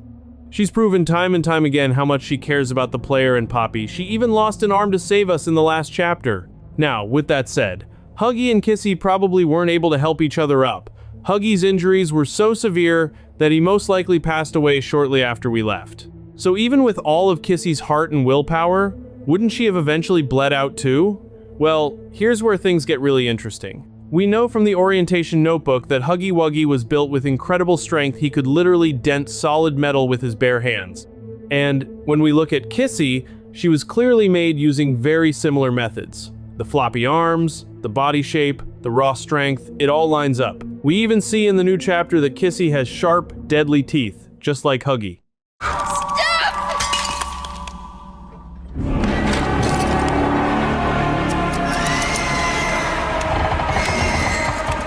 They're basically the same experiment, but also opposites at the same time due to their genders. And since Huggy's massive fall in Chapter 1 wasn't enough to finish him off, that really shows just how tough these two are built. We also have direct examples of Kissy facing severe danger and making it out alive throughout the series as well. But here's something even bigger hiding underneath all of that. What if I told you Huggy and Kissy were given a special ability that lets them cheat death entirely? As we'll get into, this ability now seems to apply only to Kissy rather than Huggy. The blue beast is probably gone for good. The prototype made sure of that. But Kissy? I don't think her story is done yet. Let me explain. During the ARG for Chapter 4, fans were actually able to send real emails to the Doctor. One of them is especially worth noting. Someone asked about Huggy. Keep in mind, this was before we even knew he had survived Chapter 1, and even though the Doctor hilariously mixed up his experiment number, he mentioned something that sounds a lot like a built-in restoring system inside Huggy. The Playtime co-scientists were always pushing boundaries and exploring more innovative features. Chapter 5 made that even more obvious. But everyone has a weakness. And Playtime, they did all kinds of studies. So it's not a stretch to think Huggy was designed with some kind of natural ability to recover in life or death situations. And while one random email might seem like a small detail, Mob Entertainment has quietly teased major lore moments like this before. It wouldn't be surprising at all to see this ability get a proper explanation in some reports in Chapter 6. It could very well be the real reason Huggy survived that fall, because realistically, there's no other way he should have made it. The closest thing to a logical explanation is a restoration system baked right into his design. And since Kissy is almost identical to Huggy in terms of how she was made, she most likely has this same ability. There is one catch though. Huggy is Experiment 1170 and Kissy is Experiment 1172, both created very early in the Bigger Bodies initiative. Because of that, we can assume the scientists could only make this ability work once. Just being able to pull it off at all was already a huge breakthrough on its own. So if Huggy used his one shot after the fall in Chapter 1, he had nothing left when the prototype came for him in Chapter 5, other than his natural strength to try and carry him through, which obviously wouldn't last forever. But wait, didn't Kissy already use her one-time ability when she was attacked back in Chapter 3? Honestly, I don't think so. She came out of that with burn marks, sure, but she was also bandaged up and taken back to the safe haven where she could rest and even be treated by the on-site medic toy there. That was survival through care, not through any built-in system. And speaking of the safe haven, what if someone who once famously resided there is about to make a comeback in the next chapter and actually plays a role in getting Kissy back on her feet? Think back to when Kissy first arrived there, and who immediately rushed over with concern. What's going on? What's... Kissy! Goodness! What happened? That's right, I think Dowie is coming back, and he's going to be the one to help Kissy. Now, I know that sounds wild, but stick with me here. We talked in one of our Chapter 4 theory videos about how Dowie might still be alive, and Chapter 5 actually drops some subtle hints pointing in that direction. Specifically, there's a line from our new furry friend Giblet that stands out. You're the one they've been talking about! The one who put Mommy in the grinder? Who gave the cat a nap? Down here, they're calling you the Playtime Butcher. He brings up the deaths of Mommy Longlegs and Catnap, but he never once mentions Doey's defeat. That feels way too deliberate to be an accident. And then there's the prototype himself. Looking at his full design, it's clear that fan theories about him absorbing dead toys to expand himself were spot on. We can see Huggy and Kissy's severed arms, both of which were lost at the end of chapters 1 and 4 respectively. One of Mommy Longlegs' arms is sticking out of him, and Catnap's fur is incorporated into his body. It even seems he may have been using similar body expansion methods long before the Hour of Joy, because how else would he have fit under Orphan Theodore Gramble's bed, as shown in an old drawing? But here's what's missing: there is no trace of Doey anywhere on him. And when you also consider that we never saw the prototype actually take Doey's body away, unlike what happened with Mommy and Catnap, it all starts to make a whole lot of sense. And if that's true, the reunion waiting for us ahead might be bigger than anyone expects. So here's how I think it plays out. Kissy's built-in restoration ability kicks in and saves her life. Then, off-screen, Doey finds her and helps her recover, guiding her somewhere safe, just like he always did for the toys he cared about. And in true Kissy fashion, she helps calm Doey down, just like she did with Huggy, pulling him back from the edge and turning him into an ally for the player once again. They'll essentially help each other in different ways, and by chapter 6, we'll be reuniting with both of them, teaming up to take on the Doctor and hopefully the prototype. But I guess we'll just have to wait and see. The prototype just made his most calculated move yet, and it cost Huggy Wuggy everything. As ruthless as this killing seemed in the moment, there's a deeper, far more sinister reason behind it that changes how we see every single one of Huggy's appearances across the series. Piecing it all together reveals just how far ahead the prototype has been planning this whole time. So, as we all saw in this new chapter, the long-awaited union of Huggy Wuggy and Kissy Missy finally took place before our very eyes. Many theorized that Huggy would attack Kissy, others believed the opposite. And it turns out the latter was right. Kissy was able to get through to the Blue Beast, calming him down and stripping away his anger. It seemed, for a moment, that everything was about to go uphill for our protagonist, with Huggy joining as an ally and all, until...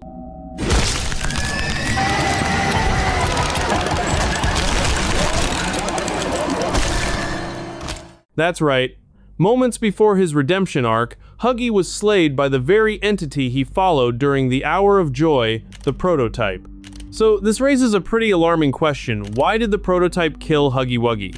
Well, the prototype is no stranger to killing his own followers. Just think back to poor Catnap in Chapter 3. But the difference is that Catnap had been specifically tasked with killing the protagonist, and he failed. So it made sense for the prototype to get rid of him. As for Huggy though, there's no real evidence he was ever a true worshipper of the prototype, someone who directly worked for him and followed his every command, unlike certain other experiments. The only known time he followed 1006 was during the Hour of Joy itself. Something clearly isn't adding up. To crack this mystery, we're gonna have to dig deep into all the lore secrets this new chapter has given us. We learned in the game that despite what many fans believed, that the prototype had some good in him, that he wanted to end the experimentation that couldn't be further from the truth. Notes suggest he simply wanted to continue the work of Playtime Co.'s scientists, killing the surviving orphans and building more living toys for reasons we can only speculate about. In fact, in the opening VHS tape of the chapter, we literally see clips of the prototype performing surgery on a brand new toy line, the Wrong Side Automals.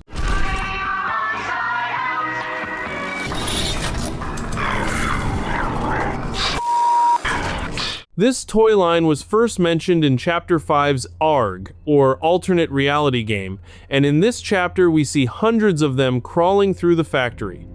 Now, despite how it might look, these creatures appear to have been made by the prototype himself, something implied by a note from that same ARG. So it's not far-fetched to think Huggy could also be used for the prototype's experiments, but I think he was meant to serve a much bigger purpose than that. And here's where things get really interesting, because the answer to why Huggy died might have been set up way earlier than you think. You might be wondering why the prototype would go through the trouble of repairing Huggy during the events of Chapter 4, only to kill him later on. In previous videos, we talked about a cryptic Discord message from the CEO of Mob Entertainment that seemingly confirmed Huggy had been bandaged up by the prototype. But that now appears to not be the case, and since the message has since been deleted, that only further suggests its implications are no longer valid. So, how was Huggy actually repaired, and how does it connect to his final moments? Well, at the chapter's ending, everyone was shocked to learn that the Doctor, otherwise known as Harley Sawyer, was alive and well. Well now, this is a rather interesting turn of events. The mysteries behind his survival is a topic for a whole other video, but what matters right now is that this man was the scientist who started the entire concept of giant, living toys in the first place. He is an experimenter to the core. And considering he literally created Huggy Wuggy's bigger body form, it would be perfectly full circle for him to have also be the one to repair Huggy after his great fall in Chapter 1. We also have to remember that Chapter 4 revealed an unexpected alliance between the Doctor and the prototype. So, if the Doctor really did fix Huggy up, the prototype would have known about it without a doubt, especially since the Doctor was essentially being forced to work under him after the Hour of Joy. In fact, the prototype probably made the Doctor repair Huggy, while he was busy running his own wrong-side Audimal experiments. And this is where everything clicks into place. Because even though the prototype ordered Huggy's revival, there's still one more crucial thing we need to consider. As mentioned earlier, the prototype essentially followed in the scientist's footsteps after the factory closed, continuing the experimentation. And what was a major part of that whole process? Conditioning and testing. What is your name? What is your experiment number? Can you tell me who you are? Given all of this evidence, I believe Huggy's injuries were treated so the prototype could observe how well he performed when hunting down our protagonist. After all, if Huggy ever got another shot at us, it was always going to be personal. He would be thirsty for revenge after what we did to him at the start of the series. The difference between Huggy's behavior in chapters 1 and 5 comes down to this. In Chapter 1, evidence suggests he was simply doing his job as a security guard, while in Chapter 5, he was driven purely by his own desire for revenge. And just think about all of his screen time in Chapter 5, he chases us again and again throughout the game. Huggy was not messing around when it came to making sure our player character paid for what they did to him, but the whole time, he was being tested by the prototype without even knowing it. And that's exactly why the prototype killed him the moment he was about to turn docile toward the player. In the prototype's eyes, a calm Huggy was a useless Huggy, and he was going to have to die eventually before being experimented on anyway. I mean, we can take a guess as to why he killed the orphans, right? That moment was simply the perfect opportunity. But there are still some lingering questions. Why specifically choose Huggy for the experiment, and what role was he actually meant to serve? Well, as we know from a tape back in Chapter 2, Huggy was once deemed the optimal outcome by Playtime Co. scientists, notably for his intelligence. His experiment number is 1170, and the first bigger body experiment was Boxy Boo at 1160, meaning Huggy also came very early in the process. He was clearly a special case, making him a natural candidate for the prototype's elusive projects. We even see Huggy's memories play out in scenes from this new chapter. Out of every experiment whose memories could have been shown, they specifically chose his. Coincidence? I think not. The logical conclusion is that the prototype wanted to use Huggy's brain since it was proven to contain an exceptional level of intelligence, exactly what he'd want to make his experiments tick. The only problem? The prototype expected Huggy to take down the player without issue, and yet they escaped every single time. So maybe Huggy was smart, but if he couldn't finish the job after everything, perhaps he was no longer worth keeping around. The prototype put him out of his misery partly to sabotage our protagonist right as Huggy was about to join our side, and partly due to him being a failed test subject. And if all of this is true, it only makes this horrifying puppet master look even more ruthless than we already knew, and makes Huggy's story far more tragic than any of us ever expected. So, what do you think? Do you agree with this theory? Or do you believe the prototype had entirely different motives for what he did? Leave your thoughts in the comments, and subscribe for more.